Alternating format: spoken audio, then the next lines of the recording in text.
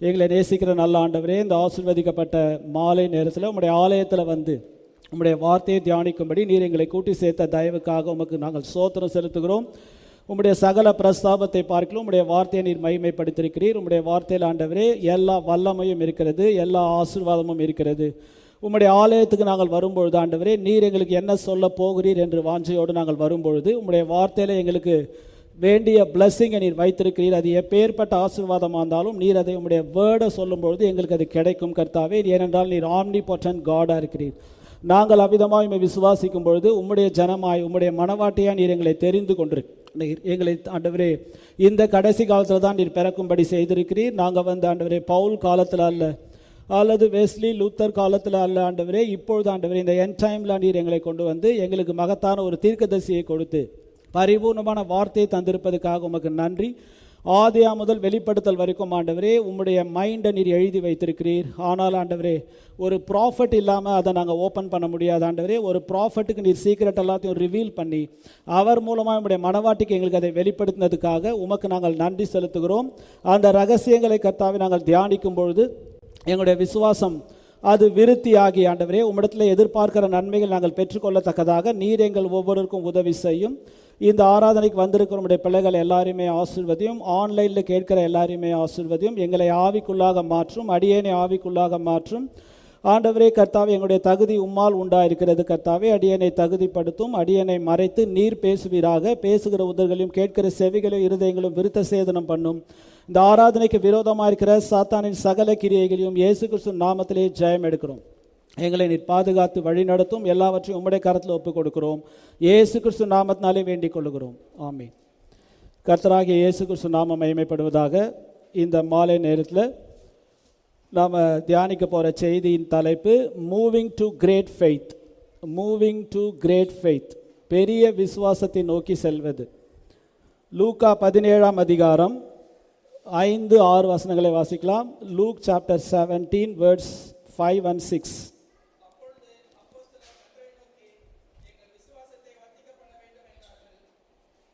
கர்த்தர் கடுகு விதையளவு விசுவாசம் உங்களுக்கு உண்டாயிருந்தால் நீங்கள் இந்த காட்டத்தி மரத்தை நோக்கி நீ வேரோட பிடுங்கப்பட்டு கடலிலே நடப்படுவாயாக என்று சொல்ல அது உங்களுக்கு கீழ்ப்படியும்.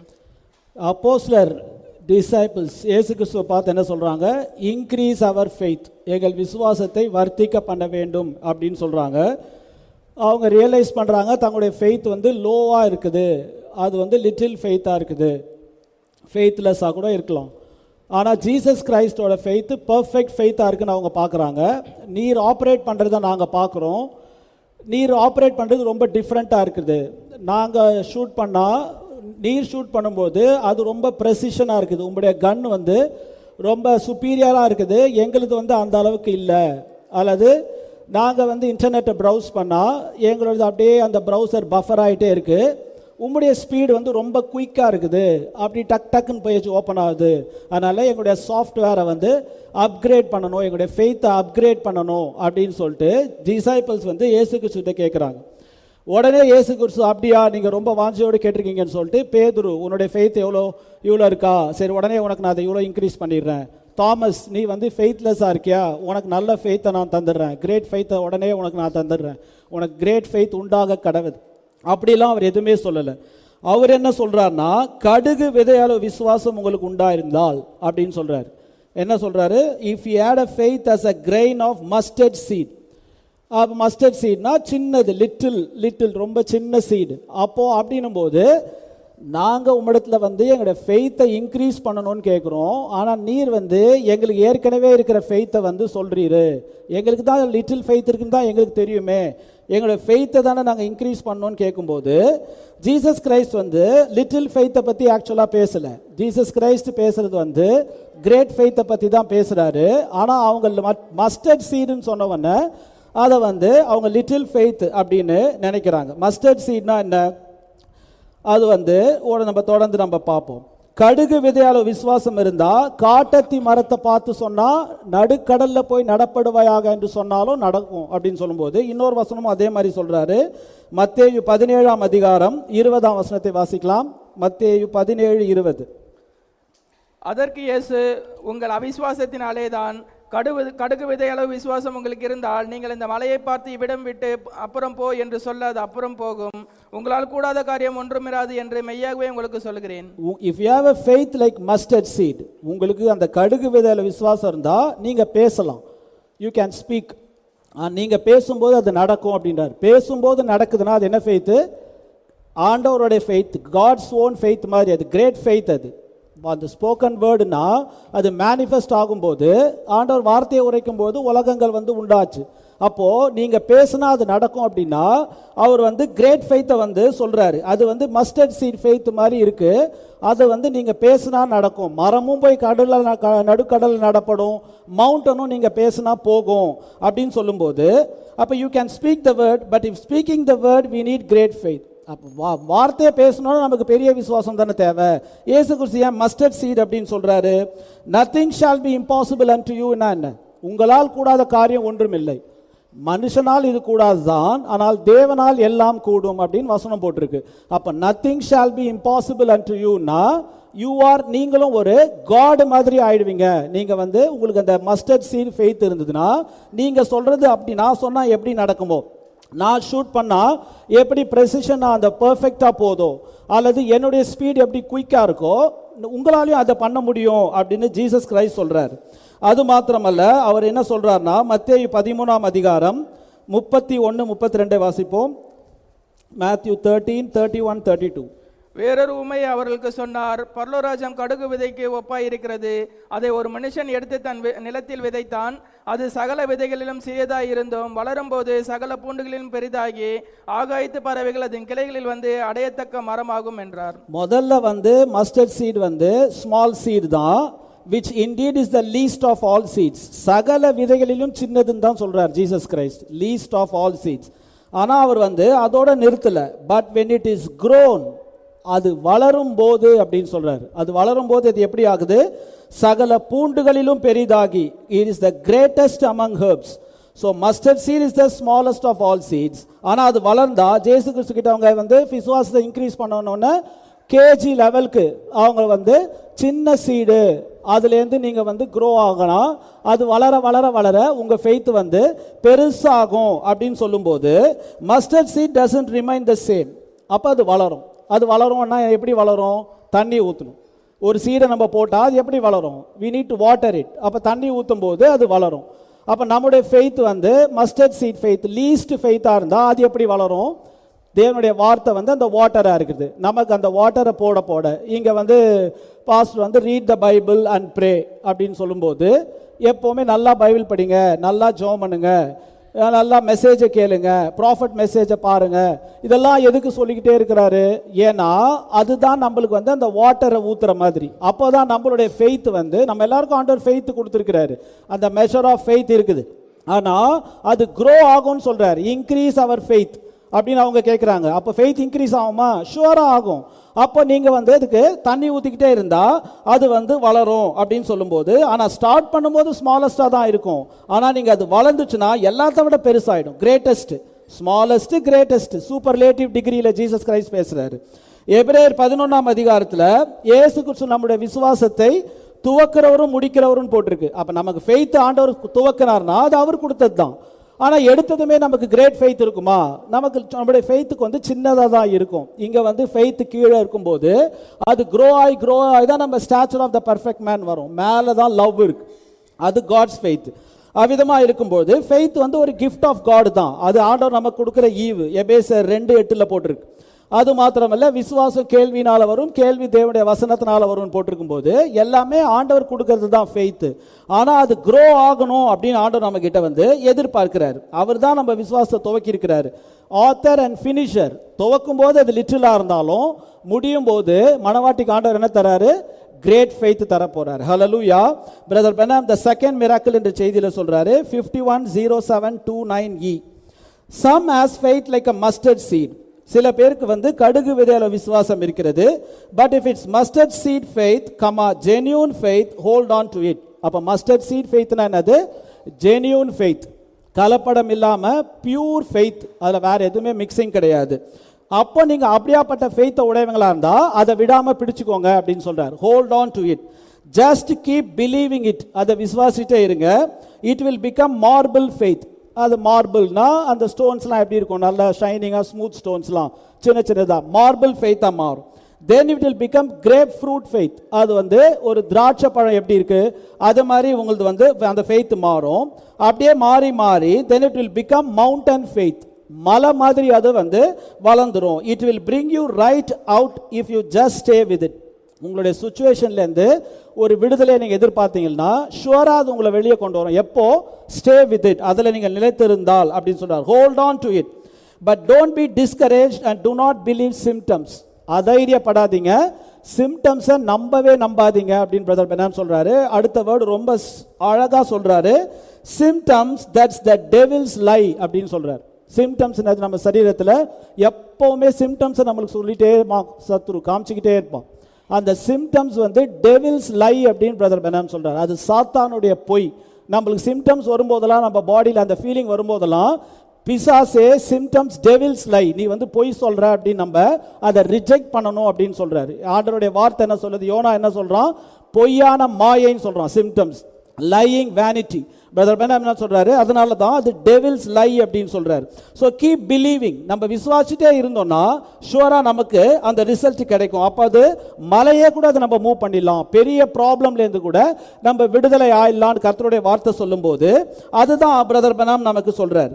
அவர் ஹோப் இஸ் இன் காட் என்ற செய்தியில் believe it, testify it, confess it and God will bring it to pass. விசுவாசிங்க, அதை குறித்து டெஸ்டிஃபை, சாட்சி சொல்லுங்க, அதை அறிக்கை பண்ணுங்க, அப்போ ஆண்டவர் கொண்டு வருவார்னு சொல்லுவார். அதுதான் வந்து அந்த watering.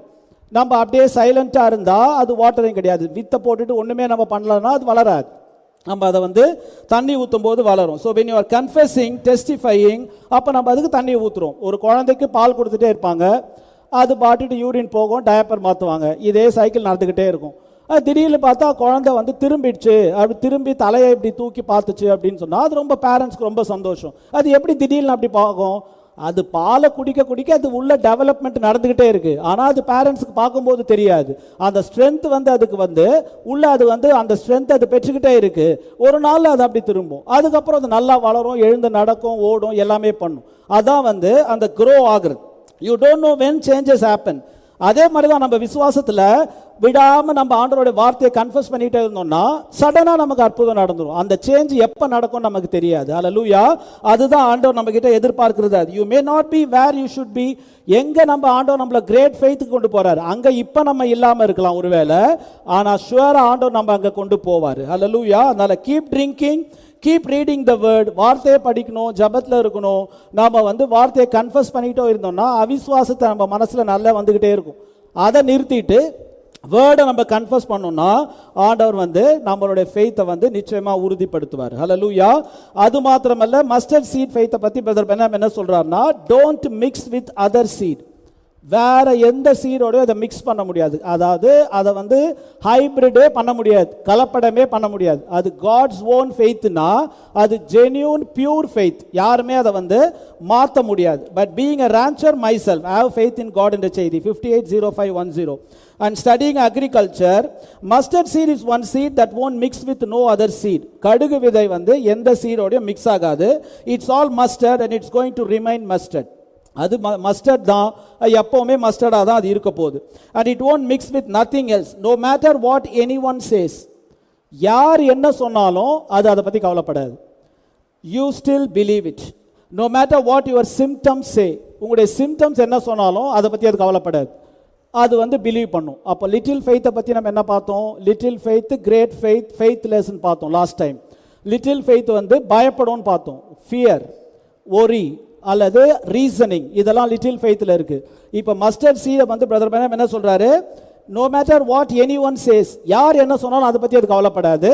No matter what your symptoms say. நம்முடைய சரீரம் வந்து என்ன சிம்டம்ஸ் சொன்னாலும் அதை பற்றியும் அது கவலைப்படாது. அப்படின்னா அது என்ன ஃபெய்த்? அது கிரேட் ஃபெய்த், ஜீசஸ் கிரைஸ்டோட ஃபெய்த். அது price the Lord. It won't mix with doubt anywhere. எந்த விதத்திலும் அது சந்தேகப்படாது அப்படின்னு சொல்றாரு. அதுதான் வந்து கிரேட் ஃபெய்த். ஜீசஸ் கிரைஸ்ட் டிசைபிள்ஸ்க்கு அதை தான் சொல்றார். So people talk, symptoms talk. Symptoms நம்ம கூட பேசுவோம், உனக்கு இப்படி இருக்கு அப்படி இருக்கு, இதே தான் நம்ம சரீரத்தில் சொல்லிக்கிட்டே இருக்கும். நல்லா அந்த மாதிரி இருப்போம், திடீர்னு உனக்கு இப்படி பண்ணுது அப்படி பண்ணுதுன்னு நம்ம வந்து நம்ம பாடி நம்ம கிட்ட சொல்லிக்கிட்டே இருக்கும். People talk, symptoms talk. ஆனால் மஸ்டர்ட் சீட் ஃபெய்த் என்ன பண்ணும்? அதை இக்னோர் பண்ணிடும் அப்படின்னு சொல்றார். You still believe, God will recognise that little faith. அப்படி நம்ம பிலீவ் பண்ணும்போது ஆண்டவர் அந்த ஃபெய்த்தை பார்த்து நமக்கு அற்புதத்தை செய்வார். அல்லேலூயா. பேதுரு வந்து அற்ப விசுவாசி தான் ஆண்டவர் சொன்னார். ஆனால் எப்பவுமே அவன் அற்ப விசுவாசியாகவே இருந்தானா? இல்லை. அவன் பெந்தெகோஸ்தே நாளில் போய் பரிசுத்த ஆவியை பெற்றான். அந்த வந்து பியூட்டிஃபுல் கேட்ல வரும்பொழுது அவன் என்ன சொல்றான்? நசரேயனாகிய இயேசு கிறிஸ்து நாமத்தில் எழுந்து நடன்னு சொல்றான். Praise the Lord. அது மாத்திரமல்ல, லித்தா ஊர்ல போகும்போது அங்க 8 வருஷமா திமிர்வாதக்காரன் ஒருத்தன் இருக்கிறான், ஐனேயாவே இயேசு கிறிஸ்து உன்னை சுகமாக்குறான்னு சொல்லும்போது அவன் உடனே எழுந்துக்கிறான். ஹல்லேலூயா. யோப்பா பட்டணத்தில் போகும்போது டோர்காஸ், அதாவது அந்த தபித்தாள் என்ற சகோதரி அங்க மரித்து போகும்போது டெட் பாடியை பார்த்து பேசுறான். டெட் பாடியை பார்த்து யாரா பேச முடியுமா? அவன் பேசுறான். தபித்தாலே எழுந்துருன்னு சொல்றான். அவன் எழுந்து வரான். ஹல்லேலூயா. அவனுடைய ஃபெய்த், கிரேட் ஃபெய்த்தை ஆண்டவர் மாத்திட்டாரு. Price the Lord.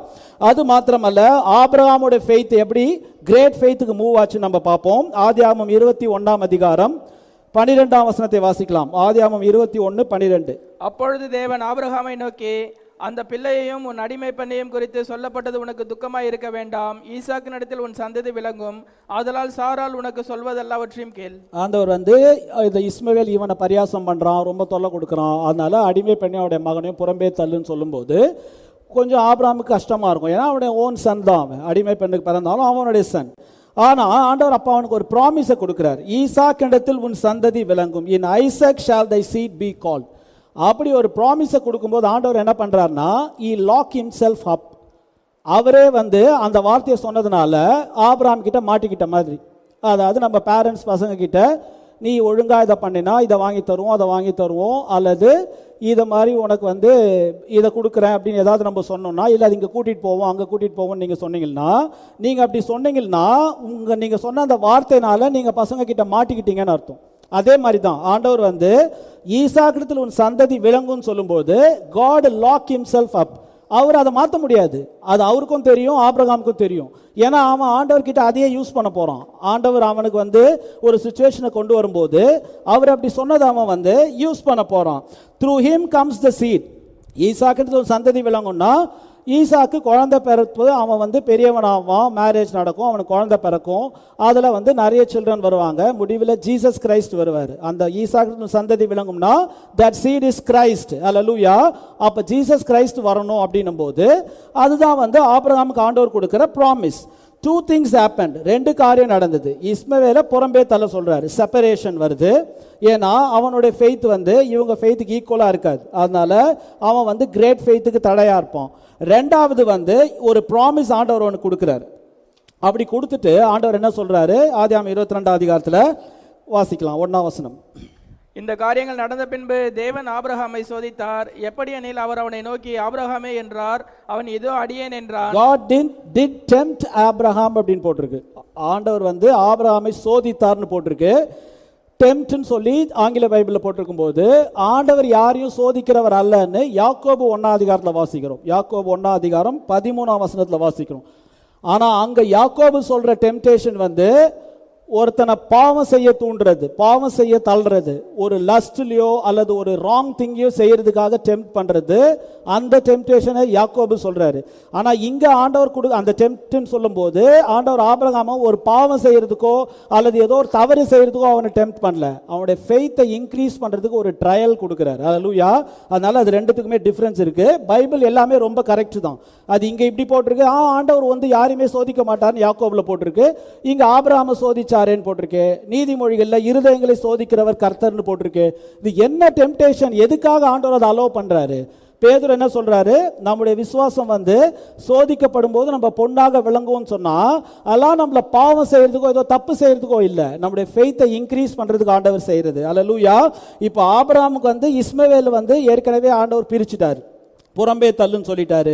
ஈசாக்கு ஒரே குமாரன், அவன் மூலமா தான் சந்ததி வரும்னு சொல்லிட்டு அவனையும் அப்படி பலி செலுத்த சொல்லிட்டாரு. அப்படின்னும் போது now God wants Isaac but he has promised. அப்ப ஐசக் வந்து அவன் மூலமா தான் சந்ததி விளங்குன்ற வாக்குத்தத்தம் கொடுக்கும்போது சரி அவனுக்கு ஒரு ஃபெய்த் இருக்கு. என்ன பண்றான்? 3ஆம் வசனத்தை வாசிப்போம். ஆபிரகாம் அதிகாலையில் எழுந்து தன் கழுதையின் மேல் சேணம் கட்டி தன் வேலைக்காரில் 2 பேரையும் தன் குமாரன் ஈசாக்கையும் கூட்டிக் கொண்டு தகன பலிக்கு கட்டைகளையும் பிளந்து கொண்டு தேவன் தனக்கு குறித்த இடத்திற்கு புறப்பட்டு போனான். 2 வேலைக்காரரை கூட்டிட்டு போறான். கட்டைகளை எடுத்துட்டு போறான். அப்போ வந்து 4ஆம் வசனத்தை வாசிப்போம். 3ஆம் நாளில் ஆபிரகாம் தன் கண்களை ஏறெடுத்து பார்த்து தூரத்தில் அந்த இடத்தை கண்டான். தேர்ட் டே வரும்போது அந்த பிளேஸை பார்க்குறோம். தேர்ட் டேல ஒரு பொசிஷனுக்கு வராங்க. அந்த பொசிஷன்லேருந்து பார்க்கும்போது தூரத்தில் அந்த பிளேஸ் இருக்கு. ஃபர்ஸ்ட் டேல அந்த பிளேஸ்க்கு வரல, செகண்ட் டேலையும் வரல, தேர்ட் டேல தே அரைவ்டு. அங்கே ஒரு ஸ்பாட்டுக்கு வராங்க. ஆனால் ஆண்டவர் சொன்ன பிளேஸ் வந்து இங்கேருந்து பார்த்தா அங்கே தூரமாக அது வந்து தெரியுது, அங்கே இருக்கு. அப்படின்னா justification, sanctification, baptism of the Holy Spirit. ஆண்டவர் அப்படி தான் நியூ பர்த் தரார்.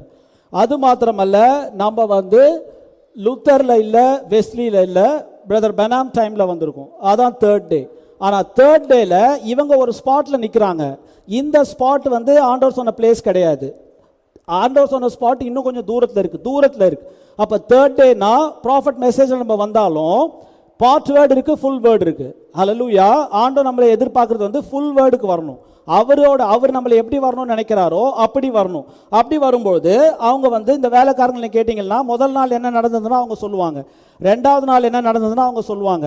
ஆனால் தேர்ட் டே வந்து அவங்களுக்கு வந்து என்னன்னு சொல்ல தெரியாது. இந்த ஸ்பாட்லேருந்து அவங்க அங்கே போகும்போது அல்லது அங்கே என்ன நடந்ததுன்னு சொல்ல தெரியாது. அதே போல் லுத்தரை பற்றி சொல்லலாம், வெஸ்லியை பற்றி சொல்லலாம், பிரதர் பெனாமை பற்றி கூட அவர் செஞ்ச அற்புதத்தெல்லாமே சொல்லலாம். ஆனால் பிரதர் பெனாம் மூலமாக ஆண்டவர் சீல்ஸ் ஓப்பன் பண்ணும்போது அந்த மிஸ்ட்ரியை வந்து எல்லாருமே சொல்ல முடியாது. அந்த 2 வேலைக்காரங்க சொல்ல முடியாது. அந்த 2 வேலைக்காரங்க யாரு? Oral Roberts and Billy Graham. அந்த சோதோமுக்கு போன 2 ஏஞ்சல்ஸ். ஆனால் ஆபிரகாம் வந்து ஆண்டவர் வந்து ஆபிரகாம கூட இருக்கிறார். அவனுக்கு சீக்கிரட்டை ரிவீல் பண்றாரு, இவங்களுக்கு கிடையாது. Price the Lord. அது வந்து அங்கே அந்த மிஸ்ட்ரியா இருக்கிறது. அது மாத்திரமல்ல, 5ஆம் வசனத்தை வாசிப்போம். அப்பொழுது ஆபிரகாம் தன் வேலைக்காரரை நோக்கி, நீங்கள் கழுதை நிறுத்தி இங்கே காத்திருங்கள், நானும் பிள்ளையாண்டனும் அவ்விடம் மட்டும் போய் தொழுது கொண்டு உங்களிடத்தில் திரும்பி வருவோம் என்றான். நீங்க கழுதையை நிறுத்தி காத்திருங்க, இங்க நீங்க வெயிட் பண்ணுங்க 2 பேரும். அப்படின்னா என்ன அர்த்தம்னா, you can't go beyond this. உங்களால இதுக்கு மேல மூவ் பண்ண முடியாது. ஃபெய்த்ல உங்களுடைய ஃபெய்த் வந்து இங்க தான் உங்களுக்கு. இதுக்கு மேல வந்து யூ கான்ட் கோ பியாண்ட். இன்னும் ஃபர்தரா உங்களால போக முடியாது. ஆனா நானும் பிள்ளையாண்டானும் போய் தொழுது கொண்டு உங்களிடத்துல வந்து திரும்பி வருவோம் அப்படின்னு சொல்லும்போது வாட் அந்த வந்து ஆபிரகாம், இந்த ஈசாக்கு தான் சாக்ரிஃபைஸ்னு ஆபிரகாமுக்கு தெரியும். ஆனா இப்போ அவனை வர்ஷிப்பரா மாத்திரம். நானும் பிள்ளையாண்டானும் போய் தொழுது கொண்டு திரும்பி வருவோம். அவன் சாக்ரிஃபைஸ் இங்க வந்து பாயிண்ட் ஏல இவங்க இருக்காங்கன்னு வச்சுப்போம். அந்த பிளேஸ் ஆண்டவர் சொன்ன பிளேஸ் பாயிண்ட் பில இருக்கு. ஐசக் அங்க கொண்டு போகும்போது ஆக்சுவலா அவன் கொல்லப்படணும். அவன் கொல்லனா அவன் எப்படி திரும்பி வர முடியும்? ஆனால் அவன் நான் திரும்பி வருவோன்னு சொல்கிறான். அது எப்படி அவன் திரும்பி வருவோன்னு சொன்னான்னு நமக்கு தெரியும். எபிரேயர் 11ஆம் அதிகாரத்தில் பரிசுத்த பவுல் அதை சொல்றாரு. 17ஆம் வசனத்தை வாசிப்போம். ஹீப்ரூஸ் 11:17.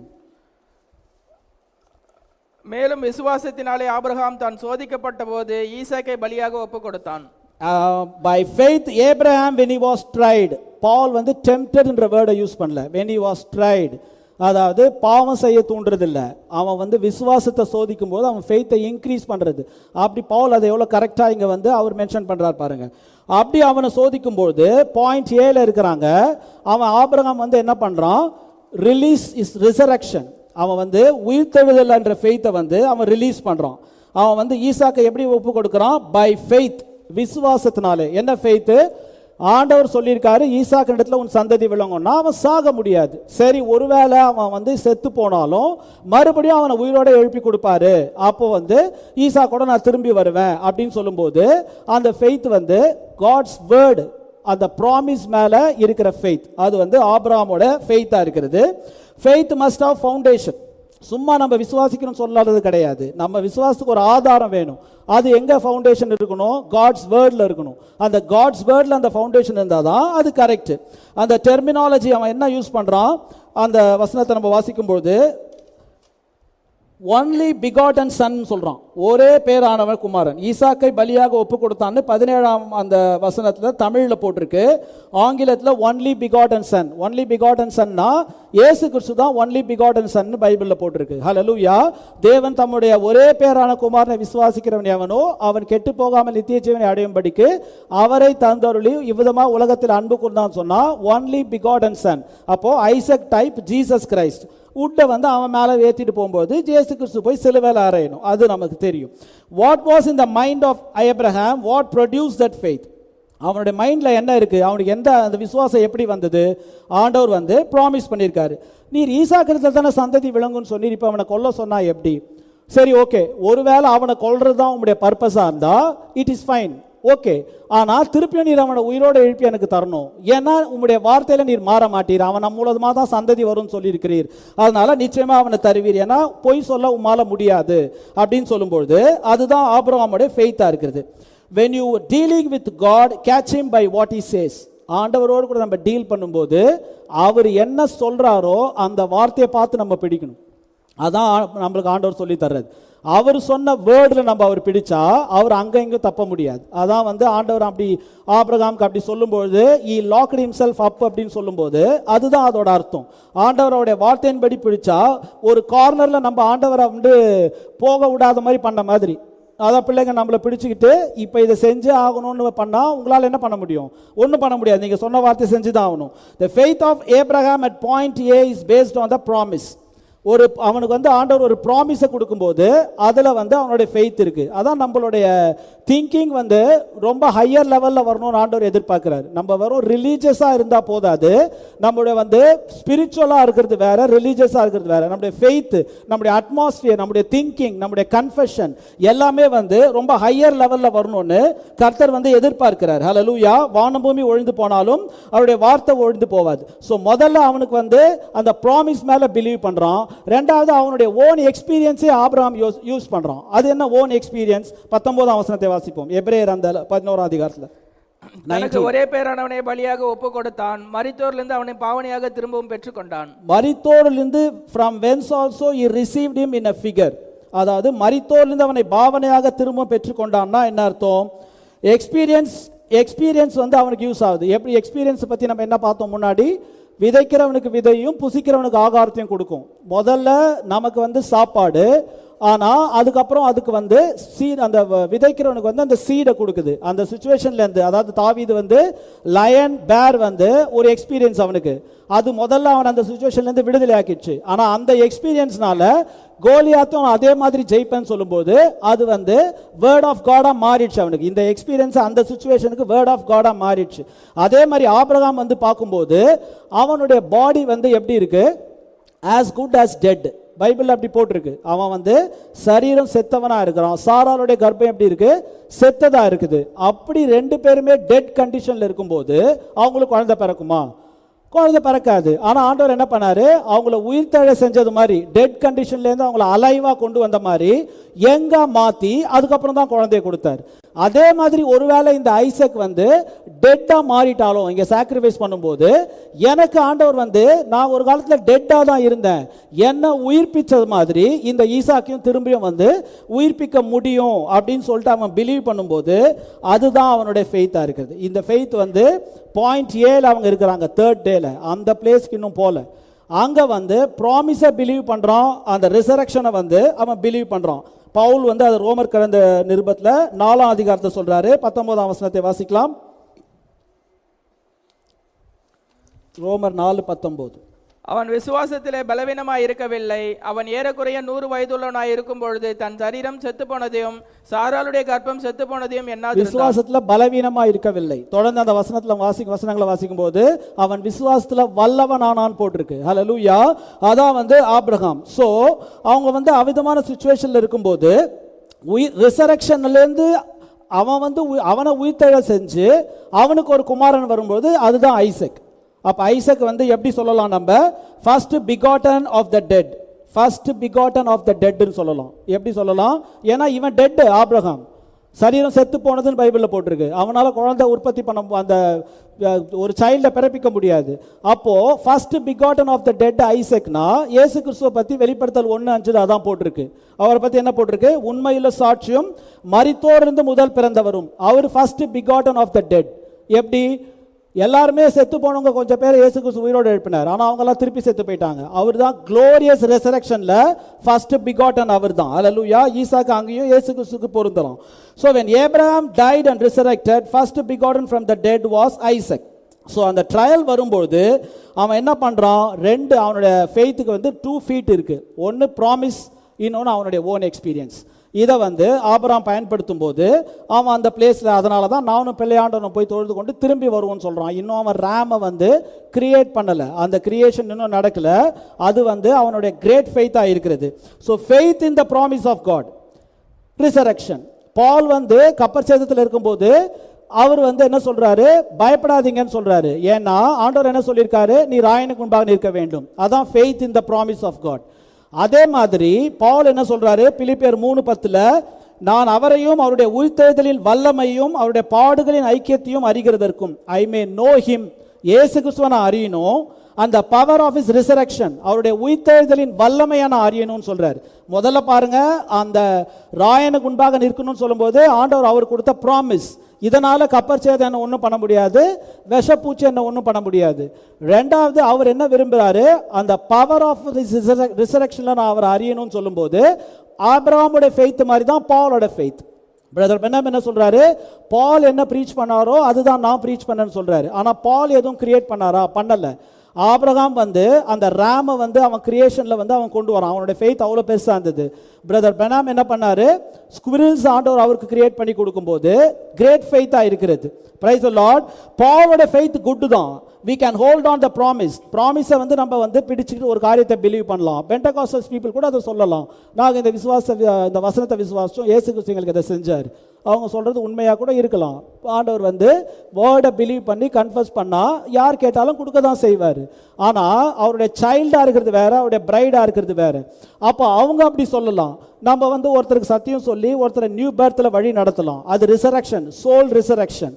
ஆனால் ஆண்டவர் நம்ம இடத்துல வந்து அந்த கிரேட் ஃபெய்த்தை எதிர்பார்க்குறார். அவரை மாதிரியே நம்ம மாறணும், ஸ்பீக்கிங் கண்டிஷனில் நம்ம வரணும்னு அதை நம்ம இடத்துல அவர் எதிர்பார்க்கும் போது பிரதர் பெனாம் என்ன சொல்கிறாருன்னா, அடாப்ஷன் சொல்லும்போது நம்மளுடைய பர்த் வந்து அடாப்ஷன் கிடையாது.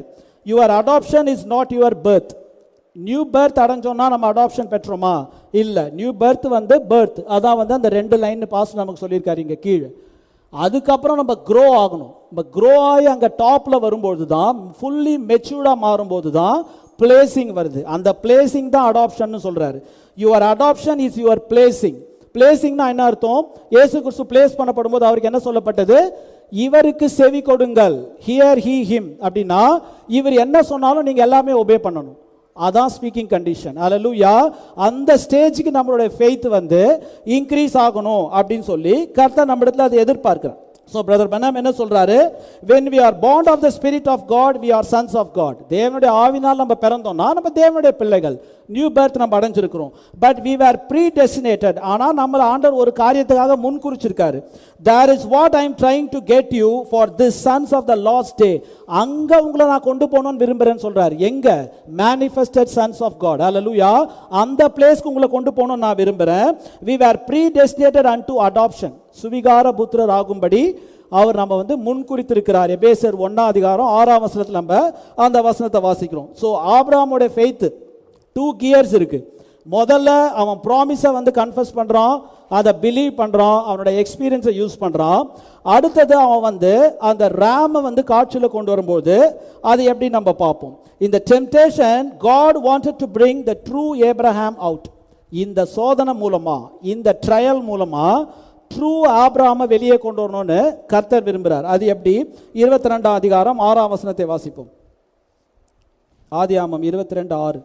ஆபிரகாம் தகன பலிக்கு கட்டைகளை எடுத்து தன் குமாரனாகிய ஈசாக்கின் மேல் வைத்து தன் கையிலே நெருப்பையும் கத்தியும் எடுத்துக்கொண்டான். இருவரும் கூடி போனார்கள். 7 வாசிக்கலாம்.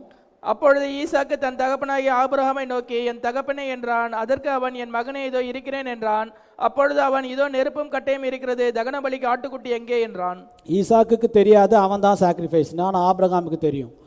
ஈசாக்கு வந்து இந்த கேள்வியை கேட்டவுடனே ஆபிரகாம் என்ன நினைக்கிறான், நீர் ஒரே பையன்தான், ஆனால் ஆண்டவர் இந்த சுச்சுவேஷனை டீல் பண்ணுறதுக்கு எனக்கு ஃபெய்த் கொடுத்துருக்கிறாரு. எப்படின்னா உன் மூலமாக தான் சந்ததி விளங்கும்னு சொல்லப்பட்டிருக்கு. அதனால் நீ சாக முடியாது. ஒருவேளை நீ செத்தாலும் ஆண்டவர் உன்னை மறுபடியும் உயிரோடு கொண்டு வந்துடுவார். எனக்கும் வந்து அந்த மாதிரி வந்து ஒரு எக்ஸ்பீரியன்ஸ் இருக்குது, நீ பிறந்ததே அப்படி மிராக்கிள் தான். அதனால் இந்த ஃபெய்த், இந்த சுச்சுவேஷன் ஹேண்டில் பண்ணுறதுக்கு எனக்கு ஃபெய்த் இருக்குது. ஆனால் இப்போ அவன் என்ன கேட்குறான், தகன பலிக்கு ஆட்டுக்குட்டி எங்கே அப்படின்னு கேட்டால் ஆபிரகாமுக்கு எப்படி இருக்கும், ஐசக் ஸ்குவீஸ்டு ஏப்ரஹாம். இப்போ ஆபிரகாமை வந்து அப்படியே நெருக்கிறான் ஐசக். இவன் ஒரு ஃபெய்த்தோட இந்த பாயிண்ட் ஏலேருந்து பாயிண்ட் பியை நோக்கி போயிட்டு இருக்கிறான். என்ன ஃபெய்த்து? ஈசாக்கை வந்து சாகடிச்சாலும் ஆண்டவர் அவனை திரும்ப கொடுப்பாருன்னு. ஆனால் ஐசக் இந்த கேள்வியை கேட்கும்போது அவன் என்ன ஆன்சர் சொல்ல முடியும் அவனுக்கு? Hallelujah. Boy, what else can I produce here? நான் என்ன செய்ய முடியும்? But through Isaac God pushed Abraham. ஈசாக்கு மூலமா ஆண்டவர் ஆபிரகாமை ரொம்ப நெருக்கிறார், அப்படியே ஸ்குவீஸ் பண்றார். Because Abraham need to use the second gear. இப்போ அவனுடைய ஃபெய்த்தோட செகண்ட் கியர் அவன் யூஸ் பண்ணணும். அப்போ ஆபிரகாம் என்ன சொல்றான்? 8ஆம் வசனத்தை வாசிப்போம். அதற்கு ஆபிரகாம், என் மகனே, தேவன் தமக்கு தகன பலிக்கான ஆட்டுக்குட்டியை பார்த்துக் கொள்வார் என்றான். தேவன் தம்முடைய தகன பலிக்கான ஆட்டுக்குட்டியை பார்த்துக் கொள்வார். God will provide himself a lamb. God will provide na future tense. அப்ப ஆட்டுக்குட்டி இல்லைன்னு அர்த்தம். ஆட்டுக்குட்டி இல்லை உண்மையாகவே, ஆனா அவர் ப்ரொவைட் பண்ணுவாரு அப்படின்னு சொல்றான். ஃபியூச்சர் டென்ஸ்ல சொல்றான், விசுவாசத்துல சொல்றான். Praise the Lord. அப்படி சொல்லும்போது it is not there. So Abraham's faith becomes a great faith. அப்படி அவனுடைய அந்த சுச்சுவேஷன்ல அவனை ரொம்ப ஸ்குவீஸ் பண்ணும்போது அவனுடைய ஃபெய்த் கிரேட் ஃபெய்த்தா மாறும்போது ஆபிரகாம் என்ன பண்ண போறான்? he is going to call out things into existence. ஹல்லேலூயா. பொருட்களை காட்சியில கொண்டு வர போறான் அவன் சொல்ற வார்த்தையினால. பார்வையில இல்ல, இல்லாதவைகளை இருக்கிறவர்கள் போல அழைக்க போறோம். இப்ப ஆபிரகாமுடைய ஃபெய்த் அந்த ஸ்டேஜுக்கு போகுது. நமக்கு வந்து கேட்டது, நமக்கு எதிர்பார்க்கறது நம்ம பார்வையில இல்ல, ஆனா அது வரப்போகுது. அந்த ஃபெய்த்துக்கு ஆபிரகாம் போகும்போது அது எங்க போட்டிருக்கு? 17ஆம் வசனத்தை வாசிப்போம். ரோமர் 4:17. சாரி, ரோமர் 4:17. அநேக ஜாதிகளுக்கு உன்னை தகப்பனாக ஏற்படுத்தினேன் என்று சொல்லி எழுதியிருக்கிறபடி அவன் தான் விசுவாசித்தவருமாய் மரித்தோரை உயிர்ப்பித்து இல்லாதவர்களை இருக்கிறவைகளை போல அழைக்கிறவருமாய் இருக்க தேவனுக்கு முன்பாக நம்ம எல்லாருக்கும் தகப்பனானான். இந்த ஒரே வசனத்துல அந்த 3 விதமான காரியங்களும் இருக்கு பாருங்க. அநேக ஜாதிகளுக்கு உன்னை தகப்பனாக ஏற்படுத்தினேன்னா ப்ராமிஸ் ஆஃப் காட், அதை பிலீவ் பண்றான். மரித்தோரை உயிர்ப்பித்துனா ரிசரக்ஷன், அவன் தன்னுடைய எக்ஸ்பீரியன்ஸ் அங்க இருக்குது. இல்லாதவரை இருக்கிறவள் போல் அழைக்கிற தேவன்னா ராம் அங்க இல்ல, தகன பலிக்கு ஆட்டுக்குட்டி ஷுவரா இல்ல, ஆனா அது இருக்குது. அங்க ஆண்டவர்கிட்ட அது இருக்குது. இவன் அதை காட் வில் ப்ரொவைட்னு சொல்லும்போது ஆண்டவர் அங்க வந்து அதை காட்சியில கொண்டு வராரு. ஹல்லேலூயா. அப்போ if there is a little pressure, கொஞ்சம் பிரஷர் கொடுத்தீங்கன்னா ஆபிரகாம் வந்து ப்ராமிஸை பிலீவ் பண்ணுவான். இன்னும் கொஞ்சம் அவனை ப்ரெஷர் பண்ணீங்கன்னா தன்னுடைய எக்ஸ்பீரியன்ஸை வந்து அவன் பிலீவ் பண்ணுவான். அவனுடைய எக்ஸ்பீரியன்ஸ் என்னது? ரிசரக்ஷன். ஆனா ரொம்ப அவனை நீங்க ஒரு கார்னர்ல புஷ் பண்ணீங்கன்னா ஏப்ரஹாம் வில் பிகம் காட். ஹல்லேலூயா. அவன் தேவனை போல மாறிடுவான். அவனை ரொம்ப ஸ்குவீஸ் பண்ணீங்கன்னா அவன் வார்த்தையை உரைப்பான், அப்ப அப்படியே நடக்கும். ஹல்லேலூயா. அதான் அந்த ஸ்டேஜுக்கு ஆண்டவர் நம்மளை கொண்டு போறாரு. Price the Lord. பிரைடுக்கு ஆண்டவர் அந்த ஸ்டேஜை வச்சிருக்கிறாரு. ஷுவரா நமக்கு அதை தருவார். ஹல்லேலூயா. அதான் பிரதர் பெனாம் என்ன சொல்றாரு? அந்த எக்யூமெனிக்கல் மூவ் வரும்பொழுது ரோம் மூலமா அந்த பிரஷர் நமக்கு வரும்பொழுது பிரைடு வந்து she will be squeezed. ஆனா அந்த ஸ்குவீஸ் வரும்பொழுது வாட்ச் த தேர்ட் புல் தென் அப்படின்னு பிரதர் பெனாம் ஏன் சொல்றாரு? இதுக்காக தான் சொல்றாரு. ஹல்லேலூயா. அதனால முதல்ல அவனை கொஞ்சம் பிரஷர் பண்ணீங்கன்னா ப்ராமிஸை பிலீவ் பண்ணுவான். நம்ம ஒரு ப்ராமிஸை பிலீவ் பண்றோம், ஆண்டவர் கிட்ட ஒன்று கேட்கிறோம், பெறறோம். இன்னும் கொஞ்சம் பிரஷர் பண்ணா நம்மளுடைய ஏற்கனவே ஆண்டவர் நம்ம கொடுத்த எக்ஸ்பீரியன்ஸ், ஆண்டவரே அன்னைக்கு அப்படி செஞ்சிரு, அந்த சுச்சுவேஷன்ல இருந்து என்ன விடுதலை ஆக்கினார். ரொம்ப தாங்க முடியாத பிரஷர் வந்தா வார்த்தையை உரைக்க வச்சிருவார். ஹல்லேலூயா. அப்போ அந்த சுச்சுவேஷன்ல இருந்து ஆண்டவர் நம்மளை விடுதலை ஆக்குவார். அப்போ இல்லாதவைகளை இருக்கிறவள் போல அழைக்கிற தேவன் கொண்டு வந்துட்டாரே ராம, அது அங்க போய் சிக்கிக்கிச்சு, அவன் போய் எடுத்துக்கிட்டான். ஹல்லேலூயா. பிரதர் பெனாம் ஸ்குரில்ஸை உண்டாக்கும் போது அவர் என்ன சொல்றாரு? அந்த மரத்துல ஸ்குரில் வரதுக்கு சான்ஸே இல்லை, ஆனா அங்கேருந்து தான் வரணும்னு சொல்றாரு. ஆனாலும் ஆண்டவர் அங்க அதை கொண்டு வராரு. Price the Lord. அதுதான் அவர் அங்க ஸ்பீக்கிங் கண்டிஷன்ல இருந்தது. So when Rome begin to squeeze, it will put you into a different gear. அப்ப அந்த ஸ்குவீஸ் நமக்கு வரும்போது நம்முடைய ஃபெய்த் வந்து கிரேட் ஃபெய்த்தா மாறும். Price the Lord. அதான் ஆண்டவர் நம்ம கிட்ட எதிர்பார்க்கிறது. ஸோ அதான் ஆபிரகாமுடைய ஃபெய்த் எப்படி வந்து கிரேட் ஃபெய்த்தா மூவ் ஆச்சுன்னு பாருங்க. ஃபைனலா வந்து அவன் வந்து ஒரு அமெச்சர் காட் மாதிரி when he speak, வார்த்தையை சொன்னான். அதான் இயேசு கிறிஸ்து சொன்னாரு, மலையை பார்த்து சொன்னாலும் போகும், மரத்தை பார்த்து சொன்னாலும் போகும். ஹல்லேலூயா. அப்படி போகும்போது மனுஷனுக்கு நேரிட சோதனை இல்லாமல் நமக்கு வேற சோதனை நேரிடுறது இல்லை. ஆனா சோதனையோடு கூட தப்பித்து கொள்ளும்படியான போக்கை உண்டாக்குவான்னு சொல்லும்போது ஆண்டவர் ஒரு ட்ரையல் கொடுக்கும் போதே அது ஒரு பேக்கேஜ். அந்த ட்ரையலுக்குள்ளேயே அந்த வே ஆஃப் எஸ்கேப் இருக்கு. நமக்கு அந்த வே ஆஃப் எஸ்கேப் உடனே தெரியாது. பொறுமையா அந்த ட்ரையல்ல நம்ம காத்திருக்கும் போது அந்த வே ஆஃப் எஸ்கேப் வந்துடும். ஹல்லேலூயா. அது மேனிஃபெஸ்ட் ஆகும். அதனால ஒரு ட்ரையல் வரும்போதே வே ஆஃப் எஸ்கேப் உள்ளுக்குள்ள மறைஞ்சிருக்கு. Praise the Lord. Because without the trial, அந்த ட்ரையல் வரலன்னா நம்ம ஃபெய்த் இன்க்ரீஸ் ஆகாது. அதான் ஆண்டவர் கொடுக்குற ட்ரையல். நம்மள பாவத்தில் தள்ளுறதுக்கோ நம்ம போய் ஏதோ தப்பு செய்யறதுக்கோ கிடையாது. நம்மளுடைய ஃபெய்த்தை இன்க்ரீஸ் பண்றதுக்கு அவர் கொடுக்குறாரு. ஹல்லேலூயா. நம்ம யாரு நம்ம ரெகக்னைஸ் பண்றதுக்கு முடியாக கொடுக்குறாரு. ஹல்லேலூயா. ஆபிரகாமுக்குள்ள இருந்த காட் வந்து அன்னைக்கு வெளியே வந்தபோது அவன் சொல்றான் பார்த்து கொள்வார்னா அங்க வந்துச்சு ஆட்டுக்கடா. ஹல்லேலூயா. அது மாத்திரமல்ல, அடுத்ததாக இஸ்ரேல் ஜனங்களை குறித்து நம்ம பார்ப்போம். உபாகமம் 2ஆம் அதிகாரம் 1ஆம் வசனத்தை வாசிக்கலாம். உபாகமம் 2ஆம் அதிகாரம் 1ஆம் வசனம். கர்த்தர் எனக்கு சொல்லியபடி நாம் திரும்பி சிவந்த சமுத்திரத்துக்கு போகிற வழியாய் வனாந்தரத்துக்கு பிரயாணம் பண்ணி அநேக நாள் சேயீர் நாட்டை சுற்றி திரிந்தோம். அப்பொழுது கர்த்தர் என்னை நோக்கி, நீங்கள் இந்த மலை நாட்டை சுற்றி திரிந்தது போதும், வடக்கே திரும்புங்கள். அநேக நாள் சேயீர் நாட்டை சுற்றி திரிந்தோம் அப்படின்னு சொல்றாங்க. அதாவது சர்க்கிளிங் அரவுண்ட். சர்க்கிளிங்னா என்ன அர்த்தம்? ஜீவன் இருக்கு, சுத்தி சுத்தி வந்தா என்ன அர்த்தம்? ப்ராக்ரஸிங் இல்லை, அதாவது முன்னேறல. ஒரே இடத்துல சுற்றி சுற்றி நம்ம வந்தோம்னா போக வேண்டிய இடத்துக்கு போவோமா? போக முடியாது. அதே மாதிரி இவங்களுக்கு எந்த முன்னேற்றமும் கிடையாது. The people living there won't move.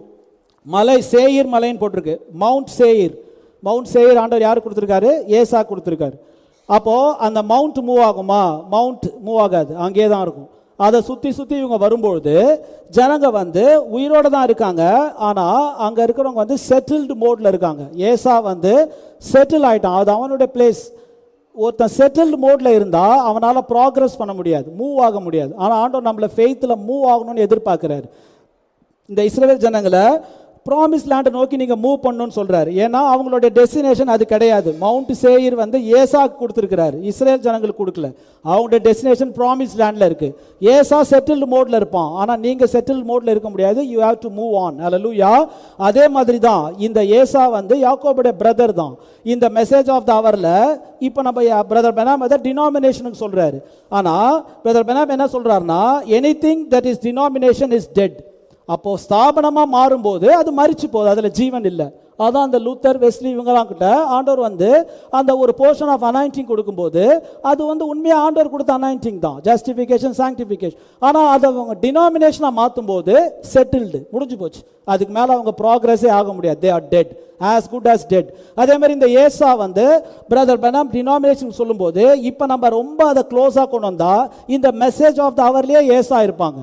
அவங்க வந்து பிரதர் பெனாம் வந்து நம்ம விசுவாசிக்கிறோம், அதே போதும், காட் சென்ட் அ ப்ராஃபட், நம்ம பிரைடு அப்படியே சொல்லிக்கிட்டு ஒரே அந்த இடத்துலயே செட்டில் ஆகும்போது ஃபர்தராக க்ரோ ஆக வேண்டிய அவசியம் இல்லைன்னா நம்ம அவங்களோட இருந்தால் நம்மளும் சுற்றி சுற்றி தான் வருவோம். அதனால நம்ம அவங்கள விட்டு பார்ட் வேர்ட்லேருந்து ஃபுல் வேர்டுக்கு நம்ம வரணும். ஹல்லேலூயா. when you growing in the message you need to be careful with whom you hang around. நீங்கள் செய்தியில் வளரும் போது யாரோட இருக்கிறீங்க, யாரோட நீங்கள் ஐக்கியப்படுறீங்கன்றத you need to be careful. ரொம்ப நேரம் அந்த மாதிரி ஏசா அல்லது செட்டில்டு மோடில் இருக்கிறவங்களோட ஐக்கியப்பட்டா நம்ம வந்து ப்ராக்ரஸ் ஆக முடியாது. பிரதர் பெனாம் அதை டினாமினேஷன் சொல்கிறாரு. அதாவது அவங்க சுற்றி சுற்றி வராங்க. பிரதர் பெனாம் மலையில் போய் மாட்டிக்கும்போது ஒரு மான தோல் உரிச்சு தொங்க விட்டுருக்காரு, வழி தெரில திடீர்னு அவருக்கு. அவருக்கு எல்லாமே மலையில் வந்து அவ்வளோ பழக்கமான இடமா இருந்தாலும் அன்னைக்கு அந்த சுச்சுவேஷனில் வந்து அவருக்கு வழியே தெரியல. எங்கெங்கேயோ போய் சுற்றி சுற்றி பார்க்கும்போது திருப்பியும் அந்த மான் இருக்கிற இடத்துக்கே வர்றாரு. அது அவர் என்ன சொல்றாரு? டெத் வாக், மரண நடை. அதாவது அவ்வளோதான், அதுக்கு மேலே ஒருத்தனுக்கு அப்படியே வழி தெரியாமல் அவங்க மறிச்சு போவாங்க. அப்போ இந்த இஸ்ரவேல் ஜனங்க வந்து மவுண்ட் சேயீரை அப்படி சுற்றி சுற்றி வந்தால் அவங்க ப்ராமிஸ் லேண்டுக்கு போக முடியுமா? போக முடியாது. அது ஒரு டெத் வாக் மாதிரி தான். அந்த டெத் வாக்லேருந்து தப்பிக்கணும்னா என்ன தேவை? ஒரு கைடு வேணும். வழி நமக்கு தெரியல, வழி தெரிஞ்சவங்க நமக்கு சொன்னாதான் போக முடியும். இஸ்ரேல் ஜனங்கள் கைடு இருந்தாரா? இருந்தார். பில்லர் ஆஃப் ஃபயர் தான் அவங்களுடைய guide. Hallelujah. Angel of Lord தான் அவங்களுடைய கைடு. ஸோ டினாமினேஷன் வந்து மெசேஜில் இருக்கிற ஒரு சர்ச்சாக இருக்கலாம். டினாமினேஷன் வந்து ஒரு பர்சன், இண்டிவிஜுவல் பர்சன் கூட ஒரு டினாமினேஷனாக இருக்கலாம். எப்படி? செட்டில்டு மோடில் வந்துடுவாங்க, அதுக்கு மேலே ப்ராக்ரஸ் ஆக மாட்டாங்க. அதாவது spiritually dead. they don't strive to grow with the Lord. கர்த்தரோடு கூட வளரணும்ட்டு அந்த தாட் வந்து இருக்காது. ஆனால் நம்மளை ஆண்டவர் மவுண்ட் சேயீருக்காக உண்டாக்கல, நம்மளை ப்ராமிஸ் லேண்ட் ஜோர்டானை தாண்டி ப்ராமிஸ் லேண்டில் போகும்படி உண்டாக்கி இருக்கிறார். ஹல்லேலூயா. முத்திரைகள் திறக்கப்படுதல வந்து அதுக்கப்புறம் நம்ம வந்து கிரேட் ஃபெய்த்தை பெறணும். நமக்கு பாடி சேஞ்ச் அண்ட் ராப்சர் தரதுக்காக ஆண்டவர் நம்மளை உண்டாக்கி இருக்கிறார். ஹல்லேலூயா. 4ஆம் வசனத்தை வாசிப்போம். ஜனங்களுக்கு நீ கட்டளையிட வேண்டியது என்னவென்றால், சேயீரிலே குடியிருக்கிற ஏசாவின் புத்திரரான உங்கள் சகோதரரின் எல்லையை கடக்க போகிறீர்கள். அவர்கள் உங்களுக்கு பயப்படுவார்கள். நீங்கள் மிகவும் எச்சரிக்கையாக இருங்கள். டர்ன் நார்த்வர்ட், வடபக்கமா திரும்புங்கன்னு சொல்றாரு. நார்த்வர்ட்னா என்னது? தான் கோத்திரம் தான் நார்த்தில் பாளையம் இருக்குது, ஈகிள் பேனர். ஸோ நம்மள ஆண்டு நார்த்வர்ட், டர்ன் நார்த்வர்ட் பிரதர் பண்ண மெசேஜே கொடுத்துருக்காரு. அப்போ நம்மளுடைய பாத், நம்முடைய டைரக்ஷன் அந்த யோர்தானை தாண்டி நம்ம போகணும். அப்படி போகணும்னு சொல்லும்போது இப்போ உங்களுடைய பிரதர்ஸை தாண்டி போறீங்க, அவங்க வந்து உங்களுக்கு பயப்படுவாங்கன்னு சொல்றாரு. என்ன பயப்படுவாங்க? நீங்க வந்து பிரதர் பெனாம் சொன்ன தலைப்பில் தான் செய்திலாம் கொடுக்கணும், நீங்களே உங்கள் சொந்த தலைப்பிலலாம் மெசேஜ் கொடுக்கக்கூடாது அப்படின்னா அவங்களுக்கு வந்து வெளிப்பாடு இல்லை, அதனால உங்களுக்கு பயப்படுவாங்க. நீங்கள் வந்து இது மாதிரி சீல்ஸு இது மாதிரிலாம் ரகசியம்லாம் ரொம்ப டீப்பாக மிஸ்ட்ரீஸ்லாம் அறியணும்லாம் அவசியம் இல்லை, பிரதர் பெனாம ப்ராஃபட்டாக பிலீவ் பண்ணாலே போதும் அப்படின்னு சொல்லும்போது they fear for you. அதனால நீங்க வந்து ஆனா அவங்களோட சண்டை போடாதீங்க ஆண்டவர் சொல்றார். ஏசாபுத்திரரோட நீ சண்டை போடாத, அவனுக்கு நான் கொடுத்த பிளேஸ்ல அவன் இருக்கான், அதனால நீ அவனோட சண்டை போடாத அப்படின்னு சொல்லும்போது இந்த மெசேஜ்ல ஆர்கியூமெண்ட் பண்றதெல்லாம் முடிஞ்சு போச்சு. இப்போ வந்து நம்ம யார்கிட்டயும் போய் ஆர்கியூமெண்ட் பண்றதுக்கு அவசியம் கிடையாது.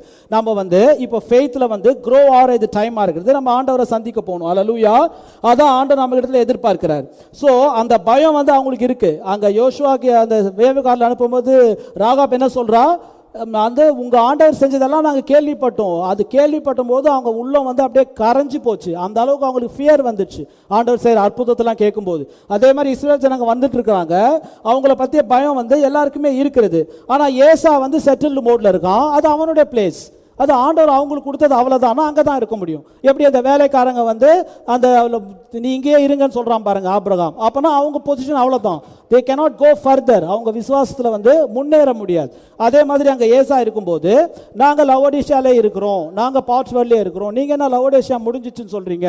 இல்லை, நாங்கள் இடைவெளியை தாண்டி நாங்கள் தலைக்கல்லுக்கு வந்துட்டோம், நாங்கள் பிரைட் ஏஜில் வந்துட்டோம், நாங்கள் எட்டர்னல் சர்ச் ஏஜில் வந்துட்டோம். நான் அவங்களுக்கு புரியாது, ஏசா புத்திரருக்கு அது புரியாது. ஆனால் நம்ம இஸ்ரேலாக இருக்கிறோம், பிரைஸ் தி லார்ட், அது வந்து ஃபுல் வேர்டாக இருக்குது. அதனால அவங்க கூட வந்து மெடில் நாட், போர் செய்யாதீங்க, ஆர்கியூமெண்ட் பண்ணாதீங்க அப்படின்னு ஆண்டவர் சொல்றாரு. பிரதர் பெனாம் என்ன சொல்றாருன்னா, turning northward 61:01-29, that is all the further he is supposed to go. ஏசாவால் அவ்வளவுதான் போக முடியும். that is all he knows about. அவங்களுக்கு அவ்வளவுதான் தெரியும். God sent a prophet, இதான் சொல்ல தெரியும். அவருடைய மெசேஜை அப்படியே படிச்சு அவங்க வந்து அவங்க சர்ச்சில் சொல்லுவாங்க. that's the only thing he knows in his denomination. அது மாத்திரம் தான் அவனுக்கு தெரியும். that is all God give him. அதை தான் ஆண்டவர் அவனுக்கு கொடுத்திருக்கிறார். But the Pentecostal Jacob has the full promise down in the land. Pentecostal Jacob brother Benham சொல்லும்போது அது வந்து நம்ம மாடர்ன் பெண்டகாஸ்ட் கிடையாது. ரியலா ஒரு அந்த பெண்டகாஸ்ட் ஜேக்கப்னா அது வந்து அவர் விசுவாசியை தான் சொல்றார். அவனுக்கு வந்து ஃபுல் ப்ராமிஸ் இருக்குது, ப்ராமிஸ் லேண்ட்ல இருக்குது. God you in the promised land with the fullness of the spirit. அவனுக்கு வந்து fullness of the spirit, பரிபூர்ணமான ஆவியை கொடுக்கிறார் with every operation. அந்த பரிபூர்ணமான ஆவி எல்லாத்தையுமே அவனுக்கு செய்யும். so people are stuck in doctrines. அவங்கவங்க ஒரு உபதேசத்தை வச்சு அதில் அப்படியே செட்டில் ஆயிடும்போது அது வந்து விசுவாசத்தில் வளர முடியாது. அப்படின்னா என்ன அர்த்தம்? மூவ் ஆகலைன்னா என்ன அர்த்தம்? they have no fresh revelation. அவங்களுக்கு வந்து ஃப்ரெஷ் ரெவலேஷன் கிடையாது. நீங்கள் சொன்னாலும் ஏற்றுக்க மாட்டாங்க, அவங்களுக்கு புரியாது, வெளிப்பாடை கேட்ச் பண்ண முடியாது. All of them in the clique, அவங்க ஒரு கேங், அவங்களுடைய மெசேஜ் எல்லாருமே ஒரே மாதிரி சொல்லுவாங்க. பிரதர் பெனாம் என்ன இப்படி சொன்னார், அப்படி சொன்னார், இதை செஞ்சார், அதை செஞ்சார், அப்படி தான் சொல்லுவாங்களே ஒழிய பிரதர் பெனாம் என்ன வெளிப்பாடு சொன்னார், ஆதியாமத்தில் வெளிப்படுத்தல் வரைக்கும் அது எப்படி மேட்ச் ஆகுது அப்படி சொல்ல முடியாது. They don't want to conquer new territory. அவங்க போயிட்டு புதுசாக ஒரு இடத்த கேப்சர் பண்ணோன்னு அதெல்லாம் அவங்க ட்ரை பண்ண கூட நினைக்கிறது இல்லை. அப்படி ட்ரை பண்ணால் ஆண்டவர் உதவி செய்வார். அந்த மாதிரி பிரயாசப்பட்டா ஆண்டவர் உதவி செய்வார். நியூ டெரிட்டரி நமக்கு வரணும், ஃப்ரெஷ் ரெவலேஷன் நமக்கு வரணும், ஃப்ரெஷ் அனாயிண்டிங் நமக்கு ஆண்டவர் தரார். கர்த்தருடைய கிருபையினால கல்வாரி டாபர்நாக்கில் அதை தராரு. Praise the Lord. They got used to mount Seir. அந்த மவுண்ட் சேயிரே சுற்றி சுற்றி வந்துகிட்டு இருந்தா no more fresh anointing to push the people forward. ஜனங்களை முன்னேற்றுறதுக்கு ஃப்ரெஷ் அனாயிண்டிங் இல்லை அப்படின்னு சொல்றாரு அதே செய்தியில். If you ever organise it you will stick right there another 40 years. அவங்க எப்படி வந்து நீங்கள் டினாமினேஷன் மாதிரி வந்தீங்கன்னா 40 வருஷம் அங்கே தான் இருக்கணும். 11 day ஜேர்னி தான் அவங்களுக்கு அந்த ப்ராமிஸ் லேண்டை போகிறதுக்கு. ஆனால் 40 வருஷமாக சுற்றி சுற்றி வராங்க. ஒரு பிளேஸுக்கு நம்ம போகிறதுக்கு ஒரு 1/2 hour ஆகும்னு வச்சுக்கோம். வழி தெருல நம்ம அங்கங்கே சுற்றிட்டு இருந்தோம்னா 2 மணி நேரம் கூட ஆகிடும். ஆனால் அது போக வேண்டிய டிஸ்டன்ஸ் கவர் பண்ணுறதுக்கு 1/2 hour தான் ஆக்சுவல் டைம்னா அது எப்படி பாருங்கள். அதே மாதிரி தான் இவங்க சுற்றி சுற்றி வந்தால் there is your denominational brother Esau's getting up. அங்கே ஏசா இருக்கிறான். Don't first with him, just pass by. அவனோட எந்த சண்டையும் நீ போடாத, போயிட்டே இரு. he has just got what give him, he come out of the same revival you did. ரெண்டு பேரும் ஒரே ரிவைவல்ல தான் வந்திருக்கீங்க. every revival bring forth twins in brother Benham சொல்றார். ஸோ மெசேஜ்லேருந்து தான் வந்திருந்தாலும் ஒருத்தர் ஏசா, ஒருத்தர் வந்து ஜேக்கப். ஜேக்கப் வந்து மெசேஜில் இருக்கும்போது கார்னல் பீப்புள் வந்து நமக்கு தொல்லை கொடுப்பாங்க, ஆனால் அவங்களோட நீ மெடில் பண்ணாதன்னு ஆண்டவர் சொல்றார். அது மாத்திரமல்ல, the church choosing law for grace சொல்றார். Now as you journey you are going up there along the borderliners. அவங்கள என்ன சொல்றாரு? borderline believer சொல்றார். borderline believerனா யாரு? பார்டர் பக்கத்தில் வந்துருவாங்க, ஆனால் உள்ள வர ஒத்துக்க மாட்டாங்க. பிரதர் பெனாம் மெசேஜ் தான் correct, God sent a prophet உண்மை, இயேசு கிறிஸ்து நாமத்தில் ஞானஸ்நானம் தான் கரெக்டு, ஒரே தேவன் தான் கரெக்டு, திருத்துவம் தப்பு, எல்லாமே வந்தாலும் அதெல்லாமே ஃபவுண்டேஷன் தான், பார்டர் தான். ஆனால் ஆண்டவர் நம்மளை கிரேட் ஃபெய்த்து கொண்டு போறார். அல்லேலூயா.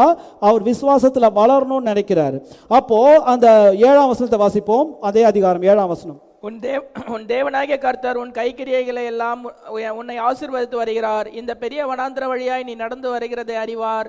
இந்த 40 வருஷமும் உன் தேவனாகிய கர்த்தர் உன்னோட இருந்தார், உனக்கு ஒன்றும் குறைபடவில்லை என்று சொல் என்றார். 40 இயர்ஸ் ஆண்டவரும் கூட இருக்காரு. உனக்கு ஏதாவது லேக்கிங் குறைவுபட்டதா? ஒண்ணுமே குறைவுபடல. மன்னாவை கொடுக்கிறாரு, கண்மலையின் தண்ணீரை கொடுக்கிறாரு. அந்த பாம்பு கடிக்கும் போது அந்த வெண்கல சர்ப்பத்தை உயர்த்தினா நோக்கி பார்த்தா பிழைக்கிறாங்க. அவங்க வந்து ஆண்டவர் வந்து மேக சம்பத்திலையும் அக்னி சம்பத்திலும் வழி நடத்துறாரு. அவங்க ட்ரெஸ் பழசா போல, அவங்களோட ஷூஸ் வந்து கிழிஞ்சு போல, இப்படி எல்லாத்தையுமே நான் உங்களுக்கு ப்ரொவைட் பண்ணிக்கிட்டே இருக்கேன். ஆனாலும் உங்களோட டெஸ்டினேஷன் இது கிடையாது. உங்களோட டெஸ்டினேஷன் ப்ராமிஸ் லேண்ட். ஹல்லேலூயா. இங்கே உங்களுக்கு எல்லாமே நான் கொடுப்பேன். அதே மாதிரி தான் இந்த உலகத்தில் நமக்கு ஆண்டவர் எல்லாத்தையுமே கொடுப்பாரு. எதுக்காக? நம்மளை வந்து அந்த போஷிப்பதற்காக. நமக்கு தேவை இந்த உலகத்தில் அதெல்லாம், அதனால கொடுக்குறாரு. ஆனால் அது மேலேயே நம்ம இருதயத்தை வைக்கிறது இல்லை. நம்மளுடைய டெஸ்டினேஷனை நோக்கி நம்ம போகணும். Hallelujah. You need to reach your promise. நம்முடைய ப்ராமிஸை நம்ம அடையணும். அது வரைக்கும் நம்ம வந்து செட்டில்டு மோடுக்கே வரக்கூடாது. Keep on working, keep on believing. Hallelujah. அந்த ஆவிக்குரிய முயற்சிகளை நம்ம கைவிடவே கூடாது until நம்ம ப்ராமிஸ் அடையணும். என்ன promise? manifested sons and daughters of God நம்ம வரணும். ஹல்லேலூயா. பாடி சேஞ்ச் நமக்கு வரணும், ராப்சர்ல நம்ம போகணும். அந்த ப்ராமிஸ் ஆண்டவர் நம்மளை கொண்டு போறார். ஹல்லேலூயா. அந்த ப்ராமிஸ் வந்து 7 thunders தான் அந்த ஃபெய்த்தை நமக்கு கொடுக்கும். இப்போ நம்ம 7 thunders நம்ம கேட்டுக்கிட்டு இருக்கோம். Price the Lord. அது மாத்திரமல்ல, அதே அதிகாரம் 29ஆம் வசனத்துல அந்த டர்ன் நார்த்வர்ட்னா அவங்க யோர்தானை நோக்கி போறாங்கன்னு போட்டிருக்கு. அதான் கிராசிங் ஆஃப் த ஜோர்டான் தான் ஓப்பனிங் ஆஃப் த சீல்ஸ். அப்போ சீல்ஸ் ஓப்பன் பண்ணாதான் நம்ம ப்ராமிஸ் லேண்டுக்குள்ளேயே போக முடியும். அப்போ அதுக்கு முன்னாடியே முத்திரைகள்லாம் நம்ப மாட்டோம், அல்லது 7 seal coming of the Lord கிடையாது அப்படின்லாம் சொன்னால் அவங்க இதே பக்கத்தில் தான் இருக்காங்க, ப்ராமிஸ் லேண்டுக்குள்ளே வரவே முடியாது. அது மாத்திரமல்ல, யோசுவா 5ஆம் அதிகாரத்தில் நம்ம என்ன வாசிக்கிறோம்னா, அவங்க வந்து மன்னாவை ஆண்டவர் வனாந்தரத்தில் ப்ரொவைட் பண்ணாரு. ஆனால் ப்ராமிஸ் லேண்டுக்குள்ளே போனவன்னா மன்னா ஸ்டாப் ஆயிடுச்சுன்னு போட்டிருக்கு. 11ஆம் வசனத்தை வாசிப்போம். பஸ்காவின் மறுநாளாகிய அன்றைய தினம் அவர்கள் தேசத்தினுடைய தானியத்தினாலே புளிப்பில்லாத அப்பங்களை சுட்ட கதிர்களை புசித்தார்கள். அவர்கள் தேசத்தின் தானியத்திலே புசித்த மறுநாளிலே மன்னா பெய்யாமல் ஒழிந்தது. மன்னா சீஸ்ட். இப்போ வந்து மன்னா ஆண்டவர் தான் கொடுத்தாரு. ஆனால் இப்போ அது வந்து ப்ராமிஸ் லேண்டில் வந்தவுடனே மன்னா ஒழிந்ததுன்னு போட்டிருக்கு. என்ன, ஆண்டவர் தானே கொடுத்தாரு, இந்த உபதேசம்லாம் ஆண்டவர் தானே கொடுத்தாரு. அப்போ அவங்க பிதாகுமாரன் பரிசுத்த ஆவியானவரால் ஞானஸ்நானம் எடுத்தாங்க. அவங்களுக்கு அப்போ வெளிப்பாடு இல்லை. இப்போ வந்து அது வந்து வெளிப்பாடு வரும்போது அது தப்பு, அது குறைவான செய்தி நமக்கு தெரியுது. இல்லை, மண்ணை ஆண்டவர் தானே கொடுத்தாரு, ஆண்டவர் தான் கொடுத்தாரு. ஆனால் ப்ராமிஸ் லேண்டில் வந்து அவங்களுடைய டயட்டை ஆண்டவர் மாத்துறாரு. அல்லேலூயா. ஆண்டவர் வந்து க்ரோ ஆகும்படி செய்கிறாரு. அவங்களுடைய ஃபெய்த்தை இன்க்ரீஸ் பண்ணணும், அவங்களுடைய டயட்டை வந்து சேஞ்ச் பண்ணணும். So when the corn came, the manna stopped. 40 வருஷமாக மன்னா தான் அவங்களுக்கு ஹெல்ப் பண்ணுச்சு. ஆனால் ப்ராமிஸ் லேண்டில் வரும்போது அவங்களுக்கு வந்து கார்ன் பிரெட் சாப்பிடணும், பார்ச்டு கார்ன் அவங்க வந்து சாப்பிடணும். அப்படின்னா என்ன அர்த்தம்னா, கண்டினியூ வித் ஃபெய்த் ஆஃப் மன்னா. அதாவது they can't continue with the faith of manna. இப்போ மன்னாவோட விசுவாசத்தில் அவங்க கண்டினியூ பண்ண முடியாது. எங்கே? ப்ராமிஸ் லேண்டில். இப்போ அவங்களுக்கு கார்ன் பிரெட் தேவை. அதாவது அவங்க ப்ராக்ரஸ் ஆகணும்னா, மூவ் ஆகணும்னா அவங்களுக்கு வந்து கார்ன் தேவை அப்படின்னு சொல்லும்போது, மன்னா ஏஞ்சலிக் ஃபுட்டு தான், ஆண்டவர் தான் கொடுத்தாரு, எல்லாமே ஓகே தான். ஆனால் ப்ராமிஸ் லேண்டில் வந்து மன்னா தான் வேணும், மன்னாவே நாங்கள் வச்சுப்போம்னா அவங்களுக்கு பிரயோஜனப்படாது. அவங்களுக்கு வந்து பழைய தேசத்தில் அந்த தானியத்தை வந்து அவங்க புசிக்கணும். வில்டர்னஸில் இருக்கும்போது மன்னா வேணான்னா அவங்களுக்கு ப்ராப்ளம். இந்த உணவு வந்து எங்களுக்கு வெறுப்பாக இருக்குன்னு சொல்லும்போது பாம்புகளை ஆண்டவர் அனுப்பிச்சிட்டார். அது வில்டர்னஸில், வனாந்தரத்தில். ஆனால் இங்கே வந்ததுக்கு அப்புறம் மன்னா வேணும்னா அவங்களுக்கு ப்ராப்ளம். ஏன்னா மன்னா ஒழிந்தது, கிடைக்காது. Old corn. அல்லேலூயா. அந்த தானியம் அதுதான் வந்து அந்த வந்து ஆண்டவருடைய வேர்டு இப்போ நமக்கு கொடுக்கறதா இருக்கிறது. அதான் பிரதர் பவுல் என்ன சொல்றாருன்னா, பாலுங்கிறவன் குழந்தையா இருக்கிறபடினால் நீதியின் வசனத்தில் பழக்கம் இல்லாதவனா இருக்கிறான். எபிரேயர் 5ஆம் அதிகாரத்தில் வாசிக்கிறோம் 13-14. அதாவது பேபி வந்து மில்க் குடிக்கும் போது அவங்களுக்கு வந்து நீதியின் வசனத்தில் பழக்கம் இல்லை. ஆனால் பலமான ஆகாரம் யாருக்கு? பூரண வயதுள்ளவர்களுக்கே தகுன்னு போட்டிருக்கு. Age, full age. அப்போ இந்த மெசேஜ்ல வந்து சைல்டா இருந்தா நம்ம வந்து மில்க் குடிக்கிற மாதிரி இருப்போம். ஆனா நம்மளுடைய growth எப்படி வரணும்? பலமான ஆகாரம், பெர்ஃபெக்ட் மெச்சூர்டு சன்னா நம்ம வந்து வரும்போது அதுதான் கிரேட் ஃபெய்த்தா இருக்கிறது. அப்போ மன்னாவை யார் நிறுத்தினா? ஆண்டவர் தான் நிறுத்தினார். ஏன் அப்படி? 13ஆம் வசனத்தை வாசிப்போம். பின்னும் யோசுவா எரிகோவின் வெளியிலிருந்து வந்து தன் கண்களை ஏறெடுத்து பார்க்கும் பொழுது இதோ ஒருவர் அவனுக்கு எதிரே நின்றார். உருவின பட்டயம் அவர் கையில் இருந்தது. யோசுவா அவரிடத்தில் போய், நீர் எங்களை சேர்ந்தவரே, எங்கள் சத்துருக்களை சேர்ந்தவரே என்று கேட்டான். இப்போ ஆண்டவர் வந்து அவங்களுடைய ஃபெய்த்தை இன்க்ரீஸ் பண்ணணும். அதனால மன்னாவை ஸ்டாப் பண்ணும்போது, டயட் மாறும்போது ஆண்டவரோட அப்பியரன்ஸும் மாறுது. God also change is form. என்ன ஃபார்ம்? முதல்ல அவர் பில்லர் ஆஃப் ஃபயரா இருந்தாரு. இப்போ என்ன போட்டிருக்கு பைபிள்ல? ஒருவர் அவருக்கு எதிரே நின்றார். தேர் ஸ்டுட் அ மேன். ஒரு மனுஷன் நிற்கிறார். இப்போ பில்லர் ஆஃப் ஃபயர் வந்து ஒரு மேனா இப்போ வந்து காட்சி அளிக்கிறார். அவரே தான், அதே பில்லர் ஆஃப் ஃபயர் தான், ஆனால் மேன் ஃபார்ம்ல இப்போ நிற்கிறாரு. இப்போ டயட் வந்து மன்னாலேருந்து அது வந்து ஓல்டு கானுக்கு வந்து அது மாறுது. இந்த promise land manna ceased a man came with a sword. அவர் கையில் என்ன இருக்குது? உருவின பட்டயம் இருக்குது. உரையில போட்டதில்லை, உரையை விட்டு எடுத்தது. அதுனா என்னது? Open book. அதே மாதிரி தான் பார்ட் வேர்டு வந்து முடிஞ்சு போச்சு. உங்கள் பிதாக்கள் வனாந்தரத்தில் மன்னாவை புசித்தும் மரித்தார்கள். அதான் வந்து 7 church age saints. They are dead, sleeping saints இப்போ அவங்க. ஆனால் 7th சீல் வரும்போது, coming of the Lord, mighty angel வரும்போது அவர் கையில் என்ன இருக்கு? ஓப்பன் புக் இருக்கு. அதான் மைட்டி. இந்த பில்லர் ஆஃப் ஃபயர் தான் யோசுவாக்கு முன்னாடி வந்து இப்போ மைட்டி ஏஞ்சல், அந்த ஏஞ்சல் ஆஃப் காடா நிற்கிறாரு. அவர் கையில் ட்ரான் ஸ்வார்ட் இருக்கு. இப்போ இறங்கி வரும்போது அவர் கையில் ஓப்பன் புக் இருக்கு. அது எவ்வளோ பெர்ஃபெக்டாக மேட்ச் ஆகுது பாருங்க. ஹல்லேலூயா. இப்போ டயட் நமக்கு மாறுது. இப்போ வந்து இவங்க சாப்பிட்ட டயட் நமக்கு கிடையாது. நமக்கு இப்போ ஃபுல் வேர்டு, ஹல்லேலூயா, ஃபுல் ஸ்பிரிட் ஆண்டவர் நமக்கு வந்து கொடுக்குறாரு.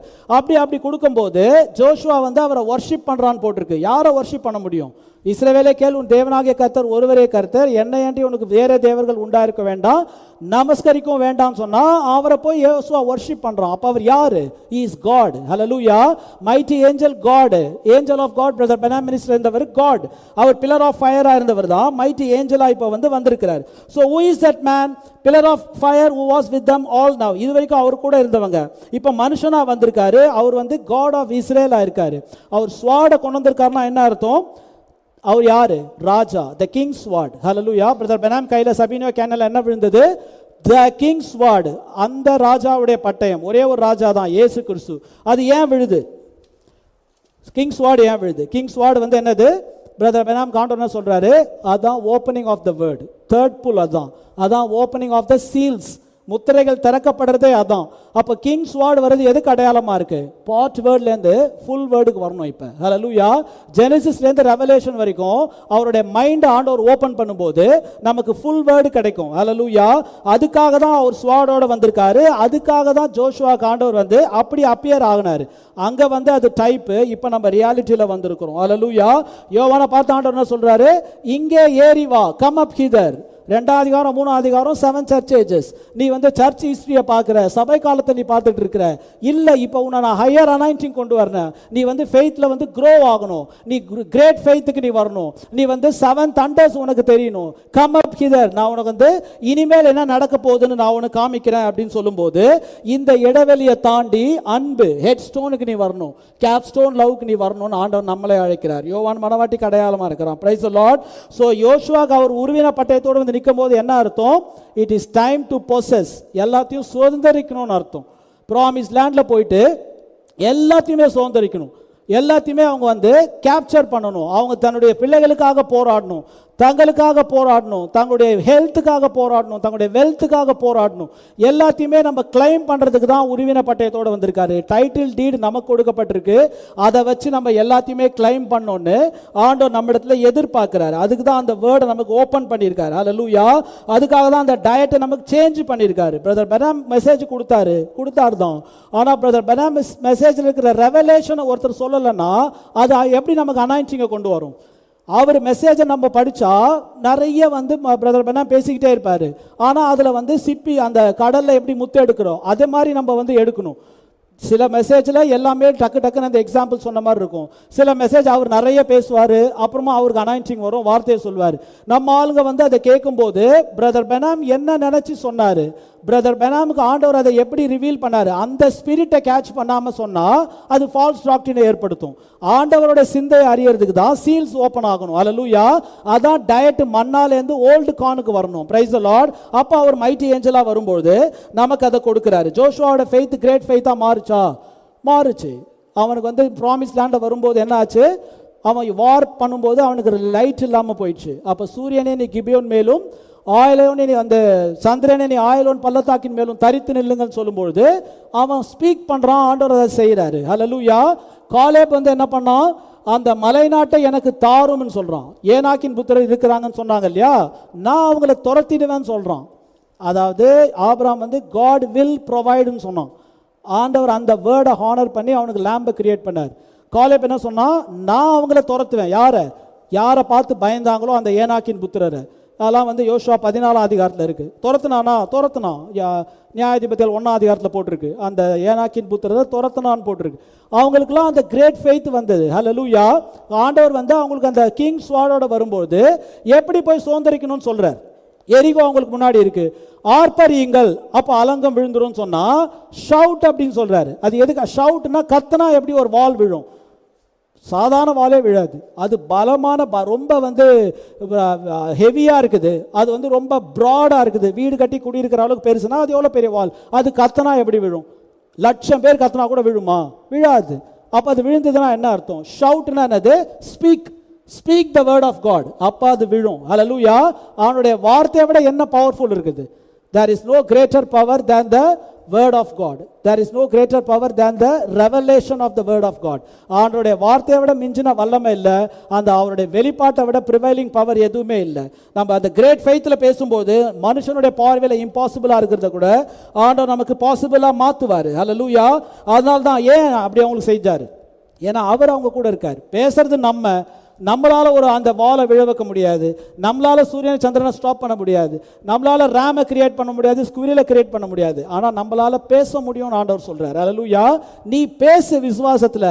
மைட்டி ஏஞ்சல், அந்த ஏஞ்சல் ஆஃப் காட் இருக்கிறார், பில்லர் ஆஃப் ஃபயர், அவர் காரியத்தை நடப்பிப்பார். ஹல்லேலூயா. அதான் ஆண்டவர் நமக்கு சொல்றது. அடுத்தது பாலை குறித்து நம்ம பார்ப்போம். பால் என்ன சொல்றாருன்னா, பாலுக்கு எப்பவுமே ஒரே இடத்துல இருக்கிறது பிடிக்காதுன்னு பிரதர் பெனாம் சொல்றார். பிலிப்பியர் 3ஆம் அதிகாரம் 13ஆம் வசனத்தை வாசிப்போம். Philippians 3:13. சகோதரரே, அதை பிடித்து கொண்டேன் என்று நான் எண்ணுகிறதில்லை. ஒன்று செய்கிறேன், பின்னானவைகளை மறந்து முன்னானவைகளை நாடி கிறிஸ்து இயேசுவுக்குள் தேவன் அழைத்த பரம அழைப்பின் பந்தய பொருளுக்காக லக்கை நோக்கி தொடருகிறேன். அதை பிடித்து கொண்டேன் என்று நான் எண்ணுகிறதில்லை அப்படின்னா என்ன அர்த்தம்? அதை நான் இப்போ வந்து ஒரு ஸ்டேஜுக்கு வந்துட்டேன், இது போதும் அப்படின்னு நான் நினைக்க மாட்டேன்னு சொல்றாரு. நான் வந்து இன்னும் முன்னேறி போகணும். அதுக்கு அவர் என்ன சொல்றாரு? கிறிஸ்து இயேசுவுக்குள் தேவன் அழைத்த பரமழைப்பின் பந்தய பொருளுக்காக லக்கை நோக்கி தொடருகிறேன். ஆங்கில பைபிள்ல ரொம்ப அருமையா போட்டிருக்கு. I press toward the mark for the prize of the high calling of God in Christ Jesus. அதாவது I press towardனா நான் விசுவாசத்துல முன்னேறணும். நான் ஒரே இடத்துல செட்டில்டு மோட்ல இருக்கிறதுக்கு எனக்கு விருப்பம் கிடையாது. I want to move forward. நான் போயிட்டு எப்படியாவது அந்த ரெசரக்ஷன்ல நான் பங்கு பெறணும், அந்த குளோரிஃபைட் பாடியை நான் பெறணும், அதுதான் என்னுடைய விருப்பம் அப்படின்னு சொல்லிட்டு பால் வந்து அங்க சொல்றாரு. ஏசா செட்டில்டு மோட்ல இருந்தான், பாலுக்கு செட்டில்டு மோட்ல இருக்க விருப்பம் இல்லை. ஹல்லேலூயா. He is always pressing to reach somewhere. Brother பெனாம் என்ன அருமையா சொல்றாரு பாருங்க. Hebrews chapter 6 57:09-08e. I like Paul saying those things. Paul never was a person that liked to stay too long in one place. பால்க்கு வந்து ஒரு இடத்துல ரொம்ப நேரம் இருக்க பிடிக்காது. ரொம்ப நேரமா ஒரு இடத்துல இருக்க பிடிக்காது. He like to move on. அவருக்கு மூவ் ஆயிட்டே இருக்கணும், டீப்பர், ஆழமா போகணும். ஹல்லேலூயா. அதே போல நம்ம ஃபெய்த்ல வந்து மூவ் ஆயிட்டே இருக்கணும். நமக்கு அந்த கிரேவிங், நம்மளுக்கு அந்த வந்து விருப்பம் ஆண்டவர் நமக்கு கொடுக்கணும். ஹல்லேலூயா. அவர் கொடுக்காம நம்ம பெற முடியாது. அப்படி நம்ம நினைக்கும் போது ஷுவரா ஆண்டவர் வந்து அவருடைய வார்த்தை வந்து ரொம்ப டீப்பா இருக்கு. அந்த டீப்லாம் நம்ம தேவனுடைய ஆழங்கள்னு போட்டிருக்கு. சாத்தானுடைய ஆழங்களும் டீப் தான், அதுலயும் சாத்தான் கொண்டு போவான். நம்ம கிரேவிங் நமக்கு இருக்கக்கூடாது. காட்ஸ் வேர்டுக்கு அந்த கிரேவிங் இருந்தா நம்மள ஆண்டவர் கொண்டு போவார். பாலுக்கு எவ்வளவு மிஸ்ட்ரீஸ் ரிவீல் பண்ணாருன்னு உங்களுக்கு தெரியும். One thing in the scripture he said, I forgetting those things which are in the past, பின்னானவைகளை மறந்துடுறேன். I press toward the mark of the high calling. அப்போ அந்த பரம அழைப்பை நோக்கி நான் போயிட்டுன்னு சொல்லும்போது அதுதான் வந்து முன்னேறதா இருக்குது. ஜீசஸ் கிரைஸ்ட் சீசர்களை பார்த்து என்ன சொல்றாரு? Launch out into the deep. ஆழத்துல போடுங்கன்னு சொல்றாரு. இங்க ஷாலோ வாட்டர்ஸ்லயே நீங்க இருந்தது போதும், launch out into the deep, ஆழத்துல போகணும், நீங்க வந்து மூவ் ஆகணும் அப்படின்னு சொல்லும்போது we want to go in rapture, அந்த எடுத்துக்கொள்ளப்படுதல போகணும்னு நம்ம விரும்புறோம். ஆனா நம்முடைய ஃபெய்த் எவ்விதமா இருக்குன்னு நம்ம யோசிச்சு பார்க்கணும். நம்முடைய ஃபெய்த் வந்து God வந்து அவருடைய ஆட்ரிபியூட் அல்லது அவருடைய ஈக்குவல் கேலிபர்ல இருக்கிறவங்கள தான் எடுத்துக்கொள்வார். அப்படின்னா என்ன அர்த்தம்? ஏப்ரஹாம்குள்ள காட் இருக்கிறார், அதான் ரியல் ஏப்ரஹாம். நமக்குள்ள அந்த ப்ரீடெஸ்டினேட் சீட் இருக்கிறது தான் காட் பார்ட். ஸோ அந்த அவர் லெவலுக்கு நம்ம வரும்போது தான் நம்மளை பிக் பண்ணுவார். அந்த பச்சை தன்மைலாம் நம்ம விட்டு போகணும், அதான் மெச்சூரிட்டின்னு நமக்கு தெரியும். அந்த க்ரீனிஷ்லாம் போயிட்டு ரைப்பன் எல்லோவா அந்த வந்து ஃபுல்லி மெச்சூர்டு சீடாக நம்ம வரும்போது தான் ஆண்டவர் நம்மளை எடுத்துக்கொள்வார். அல்லேலூயா. அதுதான் கிரேட் ஃபெய்த்தாக இருக்கிறது. God must see him in you for him to marry you. அவரை நம்மள பார்க்கணும். அல்லேலூயா. we move on from little faith, faithless and great faith. Great faith is our goal. little faith, faithless இருக்கு, கிரேட் ஃபெய்த் தான் நம்முடைய கோலாக இருக்குது. அதை நம்ம வந்து அட்டைன் பண்ண வேண்டியதாக இருக்குது. நம்ம சீக்கிரமாக பார்ப்போம். மத்தேயு 8ஆம் அதிகாரத்தில் இயேசு கிறிஸ்து ஒரு குஷ்டரோகியை சுகமாக்குறாரு. அவன் வந்து ஆண்டவரே எனக்கு இறங்கும் சொல்கிறான். அவர் வந்து எனக்கு உமக்கு சித்தமானால் என்னை சுத்தமாக்க உம்மால் ஆகும் சொல்லும்போது 3ஆம் வசனத்தை வாசிப்போம். இயேசு தமது கையை நீட்டி அவனை தொட்டு எனக்கு சித்தம் உண்டு சுத்தமாக என்றார். இயேசு கையை நீட்டி அவனை தொடுறாரு, அவன் மேலே கை வச்சு ஜெபம் பண்ணாருன்னு வச்சுப்போமே. Jesus touched him. குஷ்டரோகி யாருமே தொடக்கூடாது, தொடமொழி அவங்க வந்து அருவருப்பானவங்கன்னு சொல்லுவாங்க. ஆனால் இயேசு தொடும்போது அவன் வந்து சுகமாயிடுறான். அது miracle by touch of laying hands. அப்படி இருக்கும்போது கப்பர்நகூம்லேருந்து அந்த இவன் நூற்றுக்கு அதிபதி வரான் 8ஆம் அதிகாரத்தில். அதே அதிகாரத்தில் அவன் என்ன சொல்கிறான்?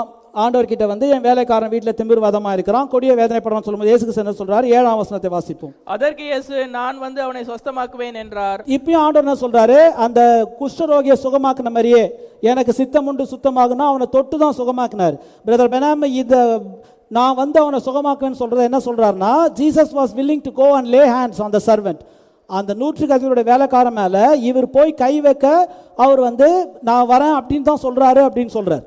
ஆனா நூற்றுக்கு அதிபதி என்ன சொல்றான்? 8ஆம் வசனம். நூற்றுக்கு அதிபதி பிரதியுத்தமாக ஆண்டவரே நீர் என் வீட்டுக்குள் பிரவேசிக்க நான் பாத்திரன் அல்ல, ஒரு வார்த்தை மாத்திரம் சொல்லும், அப்பொழுது என் வேலைக்காரன் சொஸ்தமாவான். Jesus Christ now is doing the healing only by touching. இப்போ வந்து தொட்டு தான் அவர் சுகமாக்குறாரு. ஆனா அவன் ஆண்டவர்கிட்ட என்ன சொல்றான்னா, என் ஃபெய்த் எப்படியாப்பட்ட ஃபெய்த்தோட நான் டீல் பண்றேன்றத உமக்கு தெரியும். நான் வந்து என்னுடைய அதிகாரத்துக்கு கீழ்பட்டவங்க இருக்கிறாங்க, நீர் காடா இருக்கிறீர், உமக்கு ஒபே பண்ணாது இந்த உலகத்துல என்ன இருக்க முடியும்? நான் ஒரு சர்வெண்ட்டை போறான் வானா வரான், நான் இன்வால்வ் ஆகாமே எனக்கு நான் எல்லா காரியமும் என்னால செய்ய முடியும். ஏன்னா நான் சொல்ற வேர்டுல அந்த பவர் இருக்கு. அப்ப உமக்கு நீர் காடா இருக்கிறீர், உமக்கு என்ன இம்பாசிபிளா இருக்கும் அப்படின்னு சொல்லும்போது ஸ்பீக் த வேர்ட் ஒன்லி, ஒரு வார்த்தை மாத்திரம் சொல்லும் அப்படின்னு சொல்லும்போது சொல்ல போனா ஜீசஸ் கிரைஸ்டே அவன் ஆக்டிவேட் பண்ண மாதிரி ஆச்சு. என்ன பிரதர் அப்படி சொல்றீங்கன்னு கேட்கக்கூடாது. அதனால் என்ன அர்த்தம்? அதை ஒரு டிராமாட்டிக்கா நம்ம சொல்லணும்னா, அப்போ அவன் இயேசு கிறிஸ்து வந்து குஷ்டரோகியை தொட்டு சுகமாக்குறாரு. இவனுக்கும் அவன் சொல்லும்போது நீ வந்து அவன் இங்கேருந்தே ஒரு வார்த்தை சொல்லி அவன் சொல்றதுக்கு முன்னாடியே இயேசு கிறிஸ்து சொல்லலை, சரி அவன் சரியாயிடுவான் நீ போன்னு, நான் வந்து சொஸ்தமாக்குறேன்னு தான் சொல்றாரு. அப்போ அங்கே போய் அவன் மேலே கை வைக்கிறதுக்கு தான் இவர் ரெடியாக இருக்காரு. ஆனால் அவன் வந்து ஜீசஸ் கிரைஸ்ட் கிட்டேருந்து அந்த பவரை புல் பண்ணுறான். அவனுடைய ஃபெய்த் அவ்வளோ கிரேட் ஃபெய்த்தாக இருக்குது. அதனால தான் அவர் திரும்பி என்ன சொல்றாரு? இஸ்ரவேலருக்குள்ள நான் இப்படிப்பட்ட விசுவாசத்தை பார்க்கல அப்படின்னு சொல்லும்போது அதுதான் வந்து கிரேட் ஃபெய்த்தாக இருக்குது. ஸோ அவன் வந்து ஃபிசிக்கல் டச்சை வந்து அவன் வந்து எதிர்பார்க்கல. அவன் வார்த்தையை மாத்திரம் சொன்னா போதும் என் வேலைக்காரன் சரியாயிடுவான் அப்படின்னு சொல்லும்போது இந்த சிரோஃபினேஷன் உமனும் அதே தான். அவ தாவீதின் குமாரனே இறங்குன்னு சொல்றான். அவ ஜென்டைலா இருக்கிறா, புறஜாதி பெண், கானானிய ஸ்திரீ. ஆனா டேவிட் வந்து அந்த சன் ஆஃப் டேவிட்னு சொன்னா யூதர்கள் தான் இயேசு கிறிஸ்து அப்படி கூப்பிடுறதுக்கு அதிகாரம் இருக்கு, இவளுக்கு கிடையாது. அவ வந்து ஒரு ஜென்டைலா இருக்கா, ஆனா ஜூவை போல நடந்துக்கிறா. ஆனா இயேசு கிறிஸ்து பாக்குறாரு, உனக்கு நான் என்ன ஃபெய்த்தை கொடுத்துருக்கேன்னு உனக்கு தெரிஞ்சதுன்னா நீ இப்படி என்ன கூப்பிட மாட்ட அப்படின்னு அவர் மனசுக்குள்ள தெரியுது. அவருடைய ஃபெய்த்தை டேர்ன் பண்ணணுன்றதுக்காக இயேசு கிறிஸ்து என்ன பண்றாரு? அவளை ஒரு டாக்னு சொல்லிடுறாரு. என்ன சொல்றாரு? டாக். அவ பார்க்கிறா, ஆபிரகாமுக்கு ஆண்டவர் ஈசாக்குனால உன் சந்ததி விளங்கும்னு சொன்னா he locked himself up. அப்போ அவர் ஆண்டவருக்கு அவர்கிட்ட தப்பிக்க முடியாது. அதே மாதிரி அவ பார்க்கிறா, நம்ம ஆண்டவர் எப்பவுமே அவர் சொல்ற வார்த்தையை வச்சு தான் பிடிக்கணும். நம்மளை பசங்க எப்படி பிடிப்பாங்க? பிள்ளைகள் நீங்க சொல்ற வேர்டு தான், அதை தான் நீங்க அப்படி சொன்னீங்கல்ல அப்படின்னு சொன்னா உங்களால் தப்பிக்க முடியாது. அப்போ இவன் என்ன பண்றா? ஓகே நீ டாகை யூஸ் பண்றீரா? அப்போ டாகை பற்றி உமக்கு தெரியும்ல, அது வந்து பிள்ளைகள் வந்து சாப்பிடும்போது சிந்துவாங்க, அதை போய் அதை எடுத்து சாப்பிடும். நான் அந்த டாக்னா எனக்கு அந்த கிரம்ஸ் போதும்னு சொல்லும்போது இயேசு கிறிஸ்து அவ ரொம்ப அப்படியே மார்வலஸ் ஃபெய்த் அப்படின்னு சொல்லிட்டு, இந்த சொன்ன வார்த்தை நிமித்தம் நீ போகலாம், பிசாசு உன் மகளை விட்டு போயிடுச்சுன்னு சொல்லும்போது அவ சொன்ன அந்த வேர்டு தான், அதுதான் அவளுடைய ஃபெய்த்தா இருக்கிறது. அல்லேலூயா. ஸோ நீ யாரு, உனக்குள்ள என்ன ஃபெய்த் இருக்குன்னு தெரிஞ்சா நீ இப்படி பிஹேவ் பண்ண மாட்ட அப்படின்னு இயேசு கிறிஸ்து நினைக்கும் பொழுது எக்ஸாக்டா அவ அதை செஞ்சு காமிச்சா. அல்லேலூயா. அவர் சொன்ன வார்த்தையிலேயே தான் அவ வந்து அவங்க ஆண்டவரை பிடிக்கிறா. பிரதர் பெனாம் என்ன சொல்றாரு, ரொம்ப நமக்கு தெரிஞ்ச கோட் தான், ஆனா அது எத்தனை முறை படிச்சாலும் நமக்கு இன்ஸ்பைரிங்கா இருக்கும். If she new who she is, இயேசு கிறிஸ்து அந்த பெண்ணை பார்த்து உனக்குள்ள நான் என்ன விசுவாசம் வச்சிருக்கேன்னு தெரிஞ்சா நீ இப்படி என்ன தாவீதின் குமாரன் கூப்பிட மாட்ட, ஒரு ஜூவிஷ் ஃபெய்த்தை நீ எக்ஸ்பெக்ட் பண்ண மாட்ட. ஜென்டைல் ஃபெய்த் கிரேட் ஃபெய்த்தா இருக்குது. பிரதர் பெனாம் என்ன சொல்றாரு, revelation of Jesus Christ 7 churches, he knows that if the people get the true revelation of the true church and what she is, உண்மையான வெளிப்பாடு வந்து அவங்களுக்கு வந்தா தான் யாருன்னு அவங்களுக்கு தெரிஞ்சா, இப்ப இந்த பெண் யாருன்னு அவருக்கு தெரிஞ்சா அவளுக்கு அந்த கிரேட் ஃபெய்த் இருக்குது, ஆனா அதை ஆக்டிவேட் பண்ணணும். ஆண்டவர் அதுக்காக தான் அவளை டாக்னு சொல்றாரு. ஆபிரகாமுக்கு அந்த ட்ரையலை கொடுத்தாதான் கிரேட் ஃபெய்த் வரும். அதே போல இவளுக்கு டாக்னு சொன்னாதான் கிரேட் ஃபெய்த் வரும்.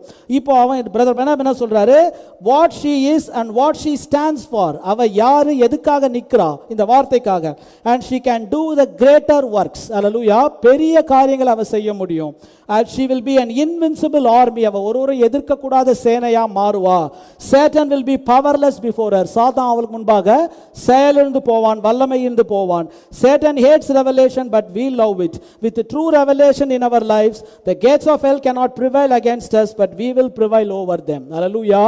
உண்மையான வெளிப்பாடு நமக்கு இருந்தா பாதாளத்தின் வாசல்கள் நம்மை மேற்கொள்ளாது, நம்ம அதை மேற்கொள்ளுவோம். Hallelujah. So Jesus thought, how can I activate her faith? நான் அவரோட faith எப்படி ஆக்டிவேட் பண்ணணும்? டாக்னு சொல்றாரு. அவ வந்து ஆண்டவர் சொன்ன வார்த்தையை வச்சு அவரை வந்து பிடிக்கிறான். லாஸ்டா ஒரு காரியத்தை சொல்லி நம்ம முடிச்சிருவோம். Feast of Trumpetsல பிரதர் பெனாம் சொல்றாரு, call the people the bride out of the Pentecostal and world tradition to the genuine atonement, the word. ஜனங்களை வந்து ட்ரெடிஷன், ஸ்தாபனம், பெந்தகோஸ்த ஸ்தாபனம், எல்லா ஸ்தாபனத்திலிருந்தும் பாரம்பரியத்திலிருந்தும் எடுத்து ஜென்யூன் அட்டோன்மெண்ட், அந்த உண்மையான தூய பலி, அட்டோன்மெண்ட்டுக்கு அதுதான் என்னதுன்னு சொல்றாரு, த வேர்டுன்னு சொல்றாரு. அந்த வார்த்தைக்கு ஜனங்களை கொண்டு வரணும் அப்படின்னு சொல்லும்போது அதுதான் அவருடைய விருப்பமா இருக்கிறது. இப்போ அந்த செஞ்சுரியன் என்ன சொல்றான், ஸ்பீக் த வேர்ட் ஒன்லி அப்படின்னு சொல்றான். அந்த ஸ்திரீ வந்து இயேசுக்கு சொன்ன வேர்டுனால தான் அவளுக்கு வந்து அந்த அற்புதம் நடக்குது. அப்போ பிரதர் பெனாம் வந்து ஏசாவை பத்தி என்ன சொன்னாரு, ஃபர்தர் பார்ட் ஆஃப் த வேர்டுக்கு அவனால வர முடியாது. மேரேஜ் அண்ட் டைவர்ஸ்ல ஜனங்க வந்து அந்த ஃபர்தர் பார்ட் ஆஃப் த வேர்டுக்கு வரமாட்டாங்கன்னு சொல்றாரு. பார்ட் வேர்டு ஃபுல் வேர்டுலாம் கிடையாதுன்னு ஒருத்தர் சொன்னா அந்த கோட்ஸை வாசிச்சு பார்க்கணும். ஃபர்தர் பார்ட் ஆஃப் த வேர்டுக்கு அந்த கோட்ஸ் இங்க இருக்குது, நம்மளுக்கு டைம் இல்லை. They refuse to become the further part of him to become pregnated with the further part of the word. ஒரு பார்ட் வந்திருக்குது, பார்ட் வேர்டு இல்ல, இன்னொரு பார்ட் இருக்குது, ஃபர்தர் பார்ட் ஃபுல் வேர்டுக்கு வரணும். அப்பதான் அந்த வார்த்தையின் மூலமா நம்ம கருத்தரிக்க முடியும். அல்லேலூயா. அந்த ஸ்டேஜுக்கு நம்ம போகணும்னு சொல்லும்போது அதை தான் அவர் இங்க எதிர்பார்க்கிறார். ஃபுல்னஸ் ஆஃப் த வேர்டு வந்து வரும்போது கிரேட் ஃபெய்த் நமக்கு வரும். லைஃப் இஸ் த ஹீலர் என்ற செய்தியில the idea isn't to touch me, it's touch him. Now America, it's very hard to get it to them. அதாவது என்ன தொடறது இல்ல, இயேசு கிறிஸ்துவை தொடணும். touch him. They used to people having their hands, laying hands on them. Americans வந்து மேலே கை வைக்கணும்னு அவங்க எப்பவுமே எதிர்பார்க்குறாங்க அப்படின்னு சொல்றாரு. அது வந்து என்னன்னு சொல்றாரு, ஓல்டு ஜூவிஷ் கஸ்டம், அது வந்து யூத பாரம்பரியம், அது யூத முறைமை, கை வைக்கிறது யூத முறைமை அப்படின்றார். Gentile custom was, I am not worthy for you to come under my roof, just speak the word. ஆனா ஜென்டைலோட ஃபெய்த் எப்படின்னா வார்த்தை மாத்திரம் சொல்லும் அப்படின்னு சொல்லிட்டு பிரதர் பெனாம் அப்படி சொல்றாரு. My ministry is not lay my hands on your, that is a Jewish tradition, door inside the door என்ற செய்தியில சொல்றார். திருப்பியும் சொல்றார், என்னுடைய ஊழியம் வந்து உங்க மேல கை வைக்கிறது கிடையாது, அது வந்து ஜூவிஷ் ட்ரெடிஷன் சொல்றாரு. பட் த ஜென்டைல் சைடு திருப்பி பிரதர் பெனாம் அதை சொல்லிக்கிட்டே இருக்காரு, நான் வந்து தகுதி இல்லை, ஐ எம் நாட் வர்த்தி, வார்த்தை மாத்திரம் சொல்லும் அப்படின்னு அந்த ஜென்டைல் சொல்றான். எவீரு என்ன சொல்றான், மகள் மரண அவஸ்தையா இருக்கிறா, நீர் வந்து அவன் மேல கை வைக்கணும் அப்படின்னு சொல்லும்போது அது ஜூவிஷ் ஃபெய்த். ஆனா இந்த நூற்றுக்கு அதிபதி வந்து ஜென்டைல் ஃபெய்த்தை சொல்றான். மைட்டி கான்குரர் என்ற செய்தியில, tomorrow night the Lord willing we are going to take those prayer cards and bring them across this platform praying for them. நாளைக்கு கர்த்தர் சித்தமானால் இந்த பிரேயர் கார்ட்ஸ் எல்லாம் நீங்க கொண்டு வந்து எல்லாரும் நிப்பாங்க, நம்ம வந்து ஜெபம் பண்ண போறோம் அப்படின்னு சொல்லிட்டு பிரதர் பெனாம் என்ன சொல்றாருன்னா, now that seemingly the approach that the people want, அதுதான் ஜனங்க எதிர்பார்க்கறாங்க. why you want to be Jews, நீங்க ஏன் யூதர்களை போல இருக்கணும்னு நினைக்கிறீங்க? ஐ டோன்ட் நோ, எனக்கு தெரியல. But that is the Jewish custom. அது யூத முறைமையா இருக்கிறது. Gentiles never acted like that in the Bible. புறஜாதிகள் பைபிள்ல அது மாதிரி நடந்துகிட்டதே இல்லை அப்படின்னு சொல்றாரு. அல்லேலூயா. என்ன சொல்றாரு? The Jew said, come lay your hand on my daughter and she will get well. யூதன் சொன்னா, நீர் வந்து என் மகள் மேல கை வையும், அவன் சரியாயிடுவா. அது யாரு? ஜெய்ரஸ். பட் அப்புறமா என்ன சொல்றாரு? The Gentiles said, I am not even worthy that you come under my roof. Just speak the word and my servant will live. அது வந்து சென்ச்சுரியன். அல்லேலூயா. நீங்க ஏன் யூதர்கள் மாதிரி இருக்கணும்னு நினைக்கிறீங்கன்னு பிரதர் பெனாம் கேட்கிறார். எதுக்காக? கை வச்சு ஜெபம் பண்ணணும்ன்றதுக்காக. கை வச்சு ஜெபம் பண்றது தப்பா? தப்பு இல்லை. கை வச்சு ஜெபம் பண்றதுனால ஒரு தப்பும் கிடையாது. அதனால இயேசு கிறிஸ்து வந்து அதை சொல்லி தான் இருக்காரு. ஆனா அது ஜூவிஷ் கஸ்டமா இருக்குது. கிரேட் ஃபெய்த்னு ஒன்று இருக்குது. அல்லேலூயா. வார்த்தை போதிக்கப்படும் போதே எனக்கு சரியாயிடணும். நம்ம அப்படி கேட்ட ஆண்டவர் அப்படியே சரியாக்கிடுவாரு. Praise the Lord. அது கிரேட் ஃபெய்த். அத ஜெயரஸை பார்த்து உன் விசுவாசம் பெருசுன்னு ஆண்டவர் சொல்லல. ஜெயரஸை பார்த்து ஒன்லி பிலீவ், நீ பயப்படாத விசுவாசம் உள்ளவனா இருந்தான்னு சொல்றாரு. ஏன்னா அவனுக்கு கிரேட் ஃபெய்த் இல்ல, ஃபியர் இருக்குது அவனுக்கு, பயப்படாதன்னு சொல்றாரு. ஆனா நூற்றுக்கு அதிபதியை பார்த்து மார்வலஸ் ஆண்டவரை வந்து அப்படியே வந்து ரொம்ப ஆண்டவர் ஆச்சரியப்படுத்திட்டான். அப்படியாப்பட்ட ஃபெய்த் அவனோட ஃபெய்த். அல்லேலூயா.